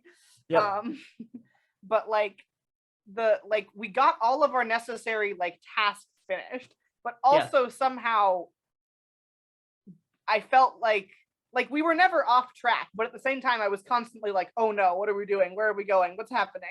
And like I love Wick and the like chaos that you brought to the crew that is already an extremely chaotic bunch of little like freaks. And just like and I like the like different perspective of like, because I think everyone in our crew was kind of like cockshy about, you know, blowing up a building and killing everybody in it. Well, yeah. And just Wick being like, that's what has to happen sometimes. Like the seasoned voice of like, this is gonna happen no matter what was really interesting to have, and just kind of like the like flippancy of like, I've done worse is a really interesting group like energy to bring to a party that is like otherwise kind of new at this whole thing, especially in terms of larger scale stuff. And like something I think that all of us kind of like took from that episode was like, okay, sometimes people have to die and things have to go wrong, and like you can't always avoid that. And so and I think without Wick as a like vehicle for that lesson, it would have been harder for us to learn it, because I think without Wick, none of us would have necessarily been willing to go through with the final parts of that mission and like destroying the whole space. I would agree with that. And then kind of from a larger point of view, just in general, how did it feel to have a guest on the episode, and would you be open to that in the future? Oh, I love having guests on episodes. Also, it was great. Like this particular situation was great because I'm used to seeing you in the Zoom call, but no one else gets to see what you're doing. So it was nice to know that the audience would also get to see whenever you were like freaking out in the background. But also like you react so much differently as a player than you do as just our producer. And so it was very fun to like watch you like take off one professional. Well, I mean, you were still producing, but like take off one hat, put on another hat, and then put the producer hat on top of it, like a stack of hats. And just like the difference between watching you react as you versus watching you react as Wick was really fascinating. which Yeah. I like loved. But also, I just like love having guest characters on actual plays, like when I'm playing or when I'm GMing, because I think it's Mhm. fun to bring a fresh element to the table that doesn't like necessarily like like with Wick. It's a little different because Wick is a recurring character that belongs to you and Yeah. you've played before. But like something that I love about playing guest characters or like having guests is that you can go kind of fast and loose with them, because Yep. if they don't make it through the end of this or if something happens, it doesn't affect anything going forward. Like it'll Mhm. have repercussions maybe, but like you can kind of play as wild as you want because you're not going to be here next week. Who cares? Yep. Yeah, um I had to play it a little safe. yeah. I think I ended with one stress box. Because I was right on the edge. Yeah. But yeah, because I was like, oh, Echo's gonna kill me if I don't make it back. Yeah. But like for people who don't have that like tie Mhm. in, it's like, well, if I die, I die. Yeah. But Eh, also I just like I love getting to bring like different faces and different voices to the table because like mhm. everyone interacts with a space differently. Mhm. And like I love seeing how people interact with spaces. It's one of my favorite things about actual play is like Yeah. watching, like one of my favorite things about actual play is watching Jamie lay out a scenario that I'm not a part of, like Mhm. either like for a prep scene or like during a thing, and then like watching how everyone else interacts with it and being like, that's entirely different from what I would have done, but still Yep. extremely cool. Yep. I And agree completely. And that's definitely been the fun part of being the producer. Because the entire time I'm not in the Wick mindset, but I'm like, as a player, how would I have approached this? Vastly different than everything y'all did, and it's great. Um, I have a question because I'm intrigued. yeah, Are the like as the producer, because you watch all of us play, yeah. are do our like actions become predictable for you or no? So depends. Okay, so like over the course of a season, I have to say no because like y'all have evolved these characters so much. Yeah. But then looking at like between episodes, only in some facets. Like for Silas, I know the go-to is to summon a ghost or scout for information. Yeah. And that's because, like as you've mentioned, Silas is not the most sociable person, and would God no. rather talk to someone who's already dead. Um, Yeah. and so I can predict things like that, and I can predict. I kind of episode 6 when Wick was there really helped fuel this. Those last couple episodes, I saw Tristero's descent into destruction Yeah. and everything that came with that, starting with that speech in episode 6 all the way through to the Yeah. finale. Mort, John, and just John as a person, is always the one that when a quiet moment is happening, especially when it involves John's character, whatever's about to come out of his mouth is going to be a masterpiece. And he's not going to Yeah. have thought two thoughts about it. It's going to be Nope. he thought it and then he said it. And Yeah, then it's very powerful. this is kind of both you and Parker with Asher. I expect chaos, and I expect chaos together. Yeah. And that's it. So you're predictably unpredictable. Nice. To not answer the question in any way, shape, or form. Yeah, no, I was just Um, curious because like you are the only person aside from Jamie who gets to experience yeah, every episode from an like a non-playing perspective. yeah, and it was really interesting going into the finale of I did not know how y'all were going to react to certain things. Like and that being said, I didn't know a lot about the finale. All I really knew was the Archie betrayal at the end. So basically, from the moment y'all got to the boat, I knew what was going on. And then everything before that was no. Yeah. Um, other than like hints towards that inevitable betrayal. Because like my favorite thing was watching you all react to Archie's speech at the beginning and then getting to be like, oh shit. How like we all got so emotional about it. Yep. Like, Well, Crow it was so good. like, Silas was contemplating taking their mask off. Like, he didn't, and like it doesn't matter now because like we know that Archie has always known. But I think like in terms of like you asked me things that Crow regrets, I think Crow doesn't regret doing that. Like very specifically, because I think if Crow had revealed who Z was and then experienced the betrayal, it would be even worse. Yeah. Understandable.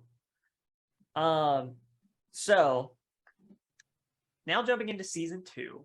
Yeah. Has Dustfall seen the last of Crow? I feel like I know this answer. Absolutely not. And has Dustfall broken them or made them stronger? That's a hard question, I think, for me to answer. It is. I think the answer is both. Yeah, I also believe the answer to be both. I think that, like, working with the MVPs has definitely made Crow stronger as a person. And, like, part of that is, again, like, learning to work with people again and care about people again is something that definitely has strengthened them as a person because, like, he's not as independent as he thinks he is. And I think that's a super important thing for them to realize.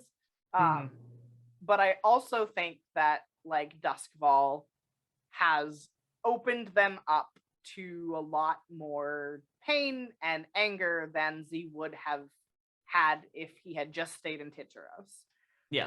And like the cycle of working very hard and then getting everything taken away, or in the case of leaving Skurlock, working very hard, realizing you can't do what's asked of you and having to pull all of that back, like starts kind of breaking down a person after a while.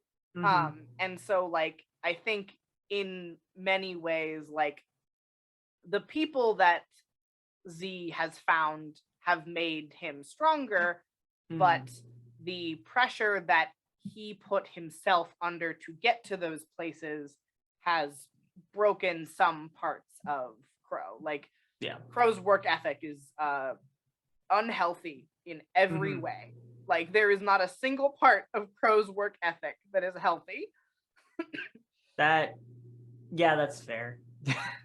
Like not even just in a regular grad student way. Like no, just in a person way. In a person way, the way that Crow interacts with like a task set before them is not healthy. Yeah, I would agree with that. Like it is only going to get worse. Like the betrayal and reveal at the end is only going to fuel like the like imposter syndrome and academic inadequacy that comes with being like the obviously marginalized person in X or Y field. Yeah. And like exploring that and how that fuels their need to be perfect at everything and how that need for perfection is cracking them from the inside. Yep. Would agree with that 100%. And pull out some of that into real life for quite a few of us in the content creation space. Yeah. Handshake. So, handshake. And then we kind of discussed this throughout this interview, but like your mindset going into next season, I think is a lot of like right now processing that anger and then figuring out next steps. Yeah. Because there's a lot of options for Crow right now. So I think that's going to be a lot of our beginning mindset. So then we move into who or what do you want to see more of next season? I'm a whore, so jot that down. I want to see more of Skurlock. I've already said I want more Skurlock and more Flock. So like, yes. But yeah, I love this. Like Skurlock in the flock, and like very specifically, and this is also something that I wanted to bring up with Jamie in session 0, and something that's going to take a couple episodes, because Crow is going to like put that vial of kindling at the bottom of their little box of shit that they can't look at without having emotions that Z asked Tristero to grab, because that's what that is. That's the box of things that Crow hasn't unpacked yet. Which was why like taking out the like purple lined velvet like feather cape that Skurlock gave them for when Z was Crow was like important, was like taking out that and wearing it like proudly was important. But yeah, so he's gonna bury that vial of kindling at the bottom of that box until Z are ready to process it.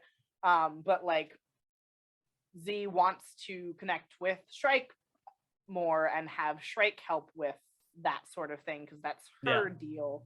And so just getting to like reconnect with the flock is super important. If I don't see Rick again, I'll cry. Yeah, no, Rick's coming back. Which was part of why I was like, when Jamie's Devil's Bargain was like, Rick will be upset with you, I was like, I can't do that. No. Can't exchange an extra die for making my only friend outside of the MVPs mad. Crow doesn't have friends. When Crow goes home to sleep in their tower in 6 Towers, like in their little like hovel of a house in 6 Towers, it's just Crow by himself, and sometimes he'll call Rick. Yep, that tracks. That really tracks. Like talk about having absolutely no academic peers. Crow has never like gone out for drinks after a class even once. But yeah, so like those obviously, but I also like really want to see more of the like gangs we didn't get to cross paths with too much. Like I want to see more of the Dimmer sisters, because we worked with them, but we didn't get to like really like explore them very much. And then like I want to see, because there are some of the like factions that we never like spoke to at all, and I want to see what their opinions of us are coming into season 2, with us having essentially wiped a whole group off the map. Technically 2 groups, because the Foghounds and the Firehawks. Oh, I forgot that we like actually like fucked them up. Yeah, you fucked them up enough that they just left. Yeah, they just left. I forgot about that. But yeah, so like how the groups that we haven't really crossed paths with much feel about us, considering we are 4 weirdos who have wiped 2 gangs off the map. But yeah, and then like I love the Damned, and I want to hang out with them all more. One of my goals for season 2, like one of my wishes, is to be the person who suggests to go and talk to Echo, because it's always Tristero that goes to talk to Echo. And I'm like, I want to be the one to talk to the hot Titarosi in the bakery this time. It's my turn. Yeah, that trend. Yeah. Oh, that would be packing that away to talk about during session 0. But side note before my last question on season 2, the other thing is, coming out of the finale, y'all no longer have a patron. Nope. So there's quite a few options. There's the flock, Skurlock, all that jazz. Helene. The Hive has been brought up. Yeah. And the Damned. How you feeling about those options? And if there's anything in particular you feel inclined to pick out of those? So like, I think of those 4 options, the Hive is the best logistical option. Because it's the one that none of us have any real like emotional ties to in any way. And so like from a purely logistical standpoint, which is not the way we work, so it's not gonna happen. The Hive would be the best choice. I think the Damned is the most likely choice, Mhm. because we've worked with them before enough times Yeah. to have like a working relationship, but an acknowledgement that they are by far a gang that is above us in terms of Yeah. like scope. And like we have a mutual respect with them, Mhm. in that way. And so like I think that is like of the available options the most likely to work Yeah. functionally long term. And I did realize because John brought this up earlier Yeah. today. The other option is the Dimmer sisters. That is true, yeah. Though that being said, y'all are almost the same tier as them at this Yeah. point. So there is that. And then like, of course, I want you to work at the dam because it means I get to talk more in the middle of the stream, which Yeah. would be hilarious. I love it when Um, you just come on the God mic and talk. Yeah. But yeah, so I think that it. Oh, sorry. So there's that. There's also Cole brought up a lot of options because Cole's our resident Forged in the Dark expert. Yeah. Of like changing playbooks and then Yeah. changing this and then changing the special crew ability. playbooks, Yeah. So that's always another option because like, yeah. are y'all still gonna be hawkers at the end of this? I don't think so. Like, Yeah. I'll have to go because I have played more Blades than Cole, but Cole's memory works much better than mine does. Yeah, same. Same. So I don't remember all of the crews. But I'm sure there's got to be one that's focuses on revenge because that's what ours is gonna be. Is we're gonna go on a fucking revenge quest. I mean, there probably is a more specific one. My immediate thought was assassins, which is what the damned are. So yeah. And I think I think that will also fit with a couple of our character goals. Mhm. I mean, Mort obviously as a hunter. Yeah. But yeah, so like those two are the best in terms of like logistical options and ones that will Mhm. work out for us in the long run. What I think is going to end up happening is that Asher and Silas are going to have a cat fight about which of them will get to have their partner be the patron. It should be Helene. It shouldn't be Skurlock, in my humble opinion, because the last thing this group needs is Skurlock popping in to be the way that Skurlock is every session.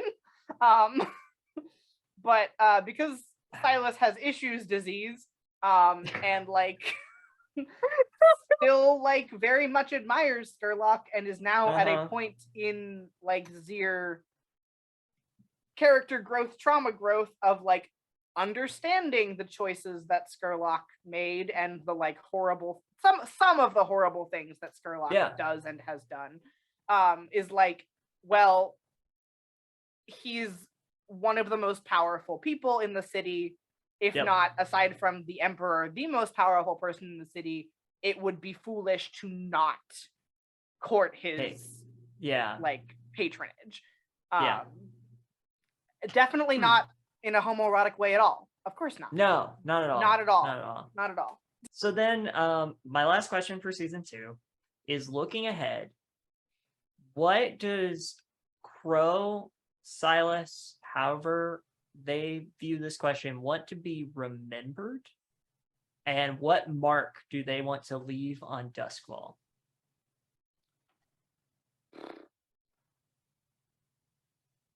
Crow and Silas, like the individual, does not want to be remembered by anyone who doesn't know who he is.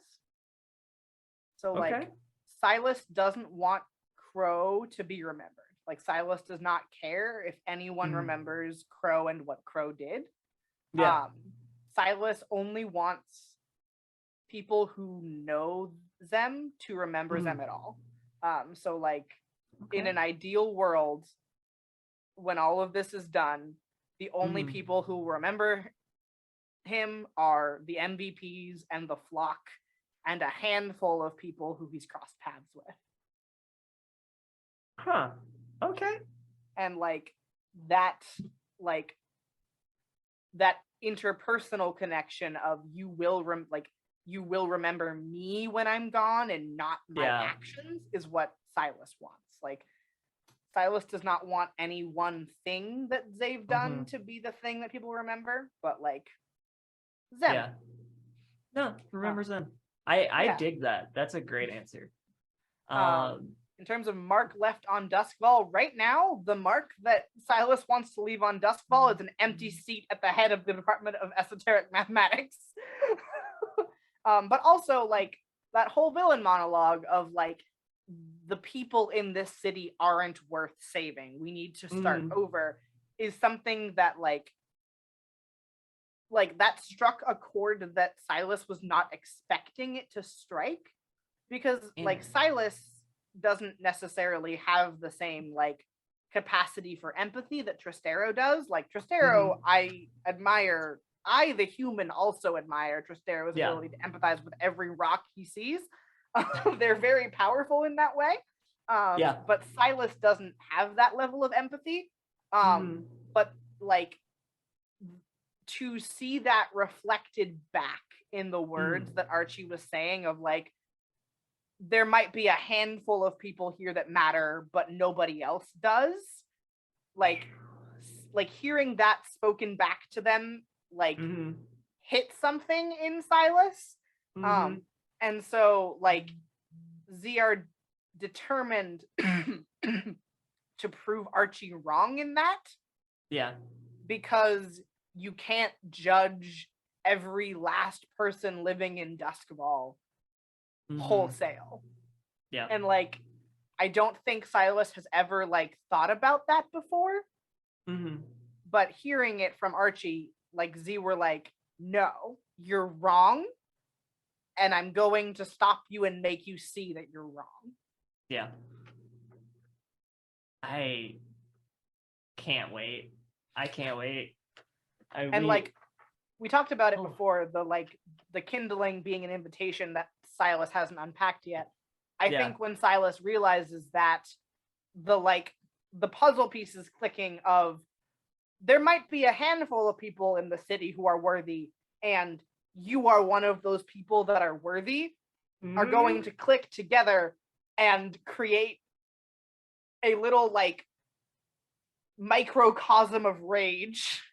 Of like, for me, you would kill thousands of people, and why? Why? Yeah, they're not worth keeping around, apparently.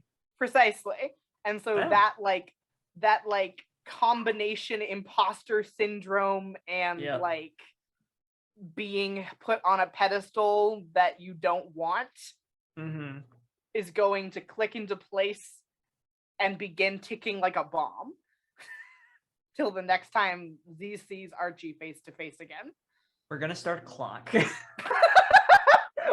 We're gonna start a clock that says, aren't you tired of being nice? Haven't you ever wanted to go ape shit? On your boss. On your boss, specifically. I'm so excited for Jamie, who has already given me the space to unpack being a teacher's assistant, to now give me the space to unpack having a shitty boss. Yeah, right? Great. I love it. So, we've now come to the portion that I warned you about, that there is a spectrum of answers given here. Closing remarks. Anything you would like to say about the channel, Huntsman's Hydra, Jamie as a GM, any member of our cast? I know we've talked a little bit about this on Twitter. If y'all somehow missed the 5 threads all being posted in 48 hours, how? They were lovely. Go find them, because I need to go take screenshots of all of them. But yeah, just anything you would like to talk about.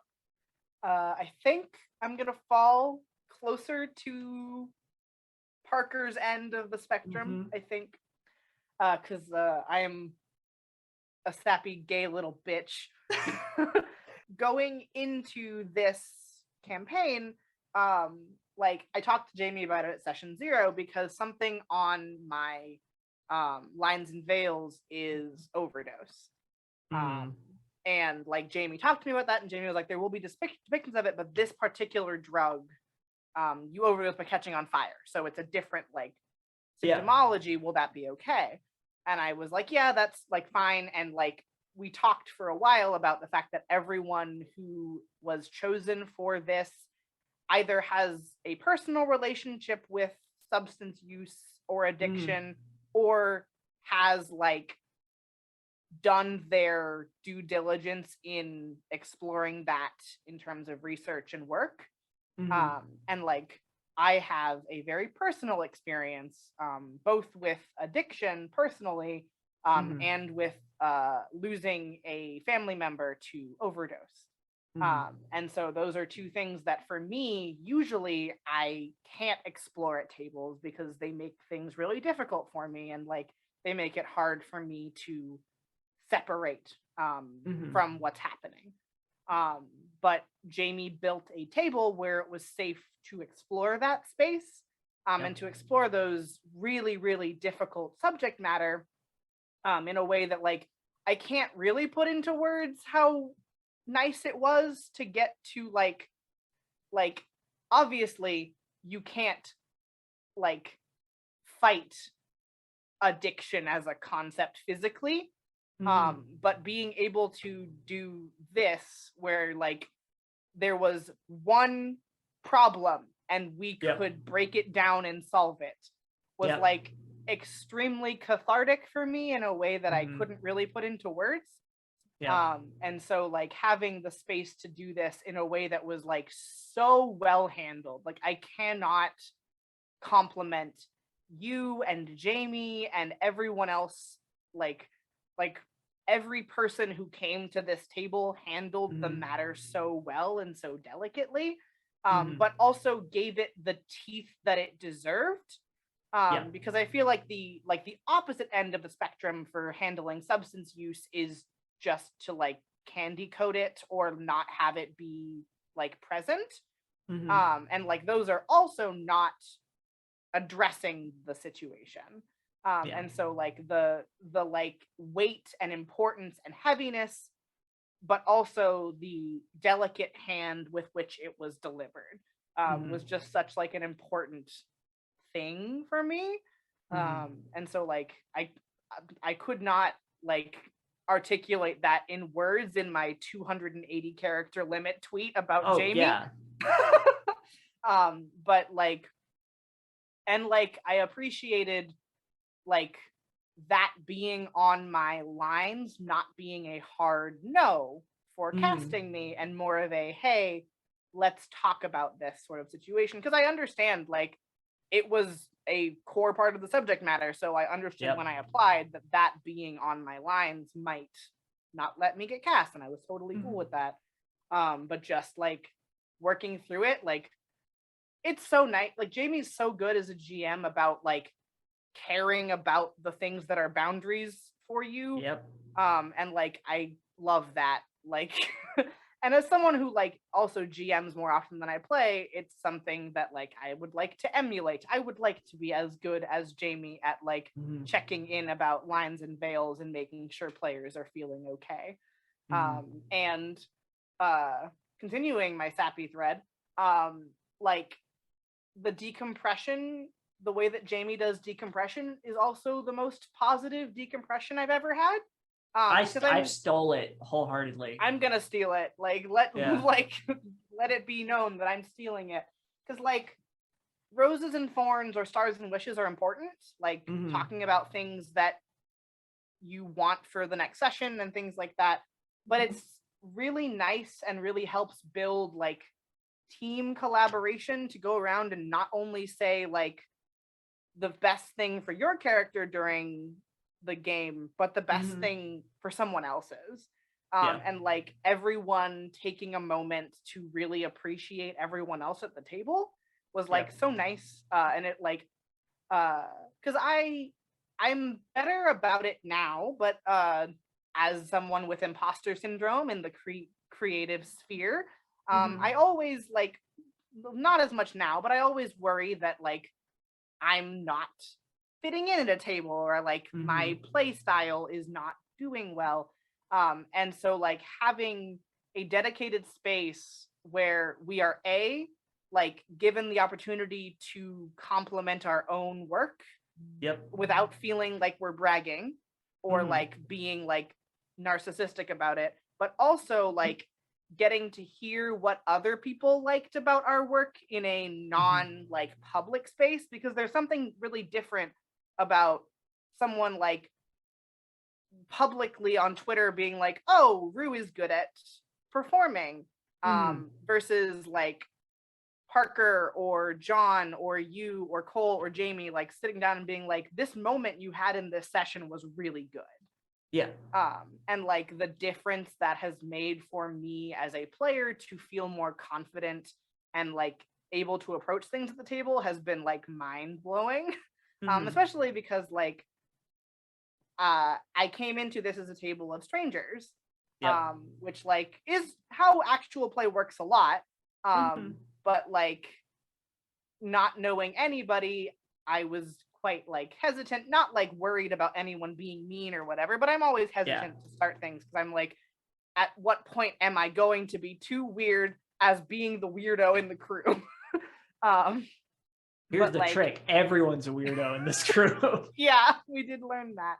But yeah, like the decompression was a really good way for me to stop feeling that like, oh no, we are not all friends. I am not supposed to be here kind of feeling that I get sometimes because my brain is bad.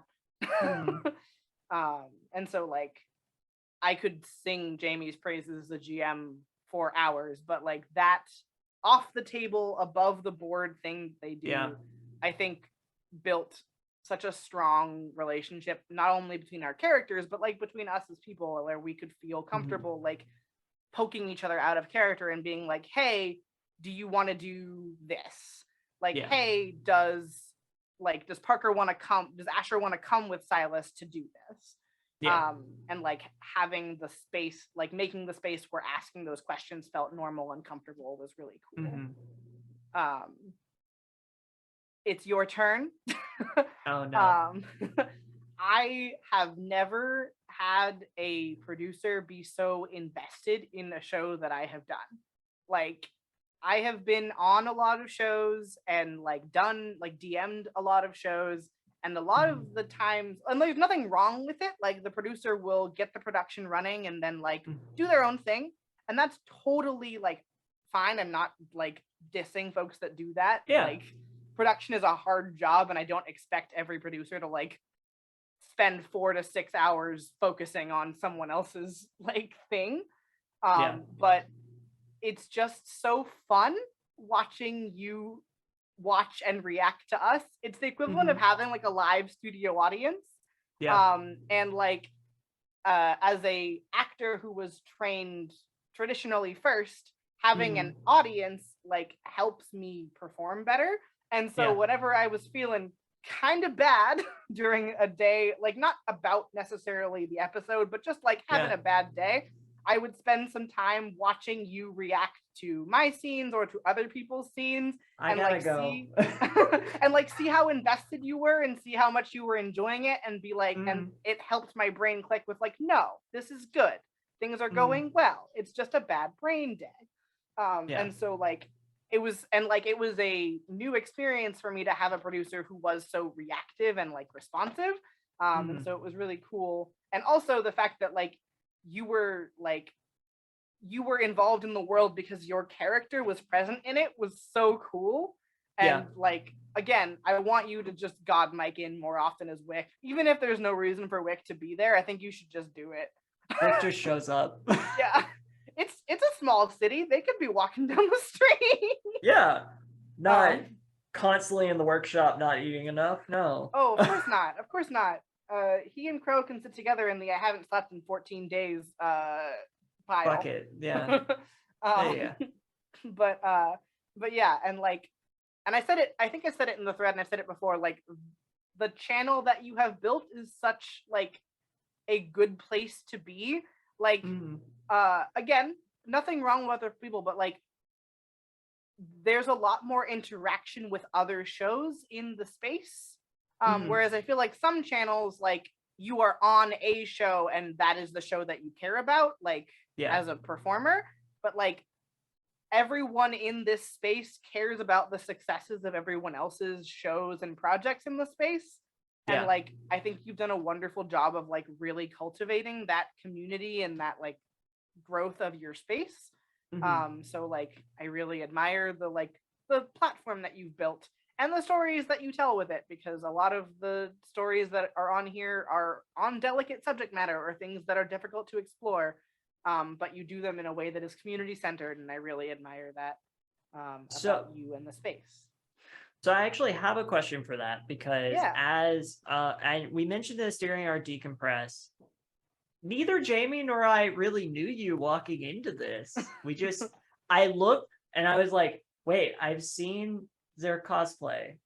They're really good at this. Oh, I've seen them on this other channel. They're gonna fit in. And we just went with it. Thanks. How the heck did you find that casting call? Because I felt like you were like everybody else. I was like, okay, I know exactly where they found this. But then I was just like, where did Rue come from? How did I get such a gem in my casting call? I'm gonna be honest with you, because I have horrible ADHD. I don't. No, remember. if you don't remember, that's fine. I'm just like, it's more a compliment of being like, we got so lucky to have you in this call, and I was just like, how did we get this person? How? I'm trying to remember if someone on my feed retweeted it, or if I'm in a couple of Discord servers where folks will just drop their casting calls. Yeah. So it might have been dropped into one of those. Potentially. But yeah, because I remember specifically seeing, because I don't remember if I applied to both or not, but I did read both applications. Like I did read all the way through the ones for both shows. Yeah. I just don't remember if I applied to both of them or not. But I remember seeing the Blades in the Dark one being like, I have never been in a Blades in the Dark stream, and I would like to change that. Like that I wasn't running, because I've run one shots of it, but I've never like played as a player in a Blades stream. I was like, I want to change that. And then I was like, I love this setting. I know my caveat of like, this is if the overdose is like real life overdose, I won't be able to play this game, so that's why I noted it. But like, this is an amazing setting, and I want to explore this topic. And it was also kind of like a me with myself being like, I am ready as a person to, through a character, process some shit. Yeah. And so I applied, and I was really, really, really excited to get in. So awesome. And I've enjoyed having you as part of Huntsman's Hydra. It's been so great. And then, of course, I compliment it all the time. You and Parker being little fucking chaos gremlins is so good. Yeah. I like, it's everyone else's turn now. Yeah. I touched on all of this in our thread, but like, I'm gonna start with John. Like, John is like a consummate professional all the time. And like, not like in like a, like, he's like business and standoffish. Like, he's just so good at what he does. Yeah. Like, I would watch, and like, he's a podcaster, so I could do this. But I would watch him just formulate really well worded responses to things all day long. And like you were saying, like, there will be a split moment, and then he will have an entire speech ready without any rehearsing. And like, not to be basic on main, but I love Critical Role. And something that John has that like is the same thing that Liam O'Brien has. Like, and like, I mean this in the most complimentary way possible to John, because I really admire Liam as a role player. Like, they are always deeply in the moment. Yeah. And therefore are so good at like having those seamless, beautiful speeches in character, because they are so deep in the scene that it just comes out naturally. And like, it catches me every time, and I have to like really like stop and admire that. And like, it's just really good. And then like, we'll get to a break, and John's like spinning around in his chair, having a good time, doing his thing. And like, I just really like as someone who used to work in theater, like, actors who can do that, who can like be deep in a scene and then just like snap out of it and be like goofing around on a break. I'm like, that's really admirable. Yeah. And like I don't like, again, I didn't know anyone, but like John has such like good vibes. Like Mhm. the like very good, very chill. Everyone in the crew has good vibes, just in different like directions. Yeah. Like John's are very good, very chill vibes. Like I want to like just sit on a couch Mhm. in the same room as John, and there would be no like expectations that we have to have a functional conversation, which is Mhm. nice. I'll tell you, it's accurate. Yeah. Yeah. But yeah, and like I think also because like Mort was so soft spoken, like watching that like end bit and like feeling the energy that John poured into that last episode was just so Mhm. strong and striking. And again, like you can tell that he is a professional at this and is really, Yeah. really good at what he does. Mhm. And I love like getting to learn from that, because an important thing about actual play is learning from your fellow players, and I want to Yeah. be half as good at coming up with cool things to say on the spot as John is. Mhm. Because I'm bad at quippy little one-liners and long speeches. Unless I can do one, not the other, and it really depends on the day. the day. I have to script my villain speeches when I'm GMing. I have to like Mhm. get it all written out in front of me, because if I try to do it improv, I will forget the word for like I will forget basic English words. Yep.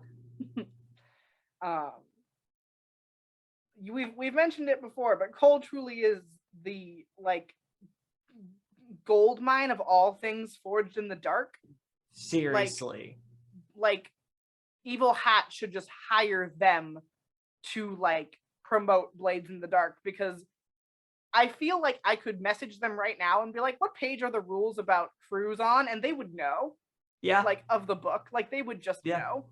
Yeah. And like taking that level of like knowledge of the game into play, Mhm. like as like, but building a character who was not flawless because of that. Because Yeah. like I think like there were a lot of ways that you could take that deep knowledge of the game and build like a min-maxed perfect character. But Cole didn't do that in any way, and I really love that, because Trastero is the heart of the space.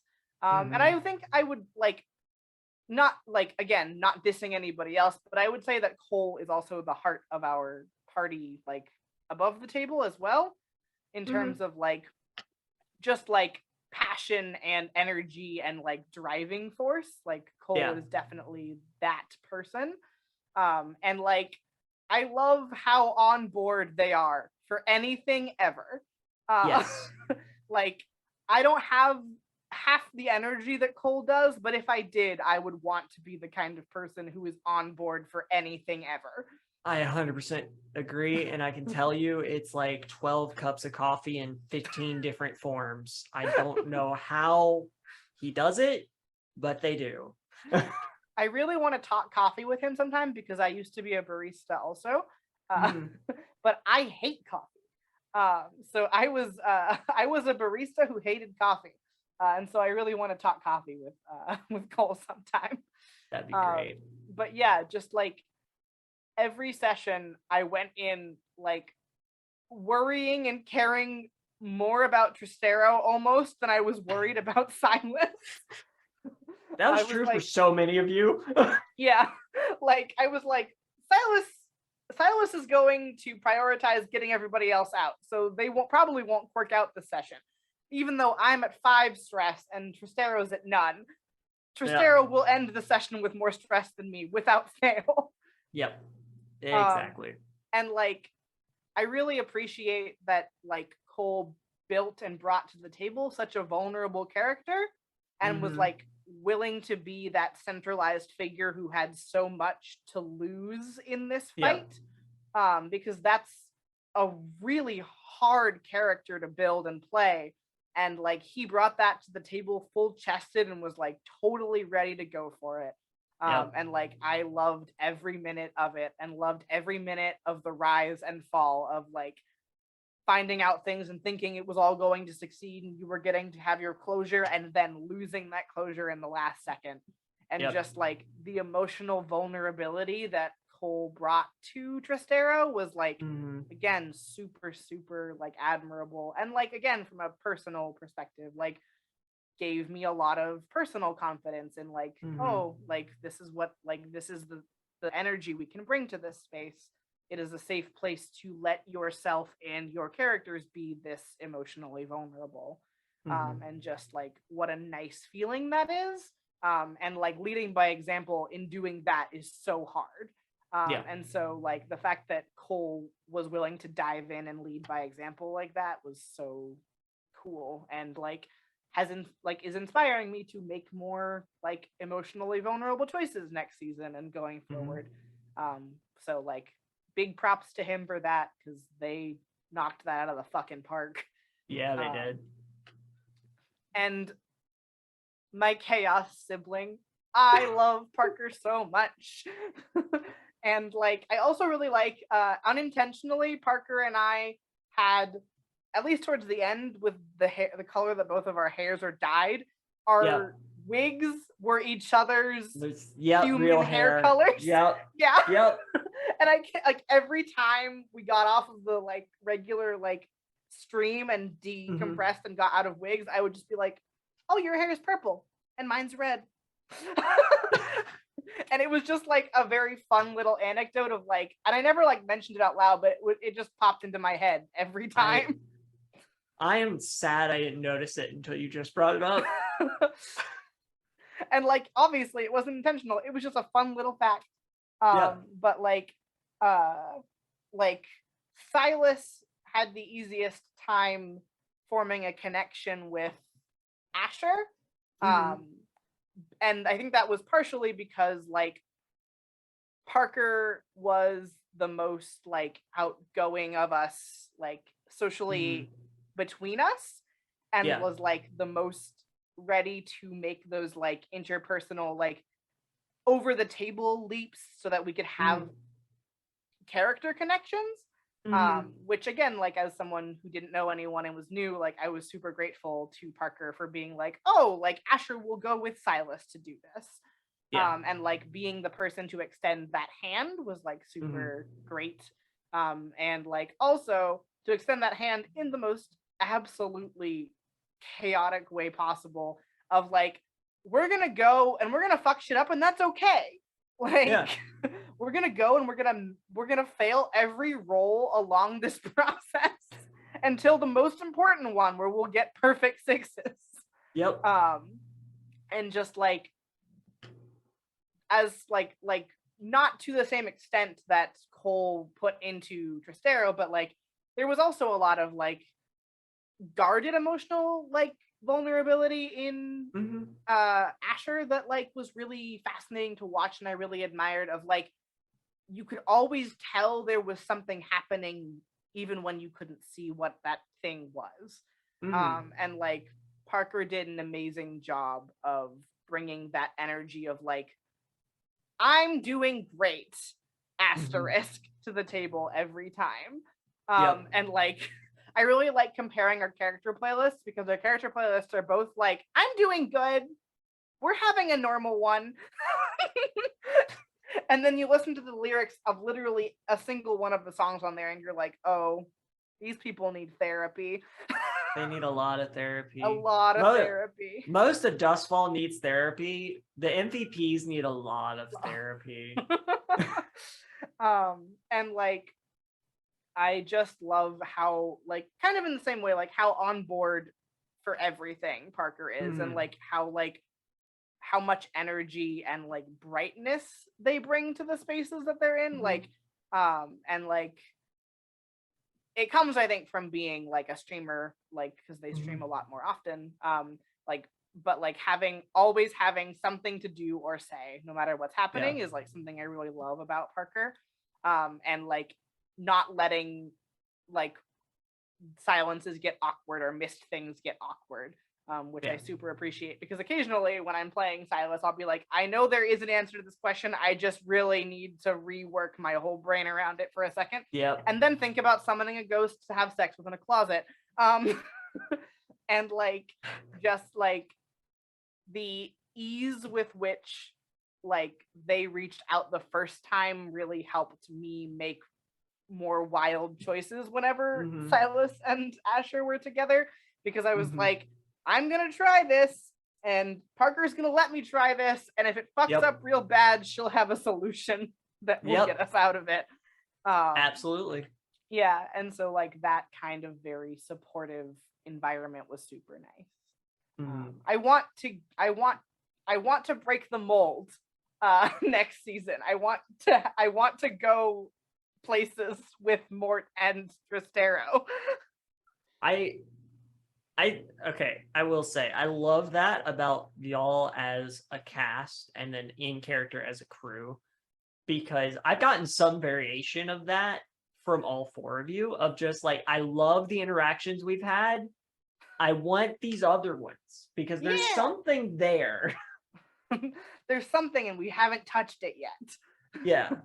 And no, I think to. there's because personally the one I picked up that I want to see in season 2 is Silas and Tristero. Because they both just got betrayed by Archie. Deeper cuts than the other two. Yep. So I really want to see how they handle that together. And more than separate.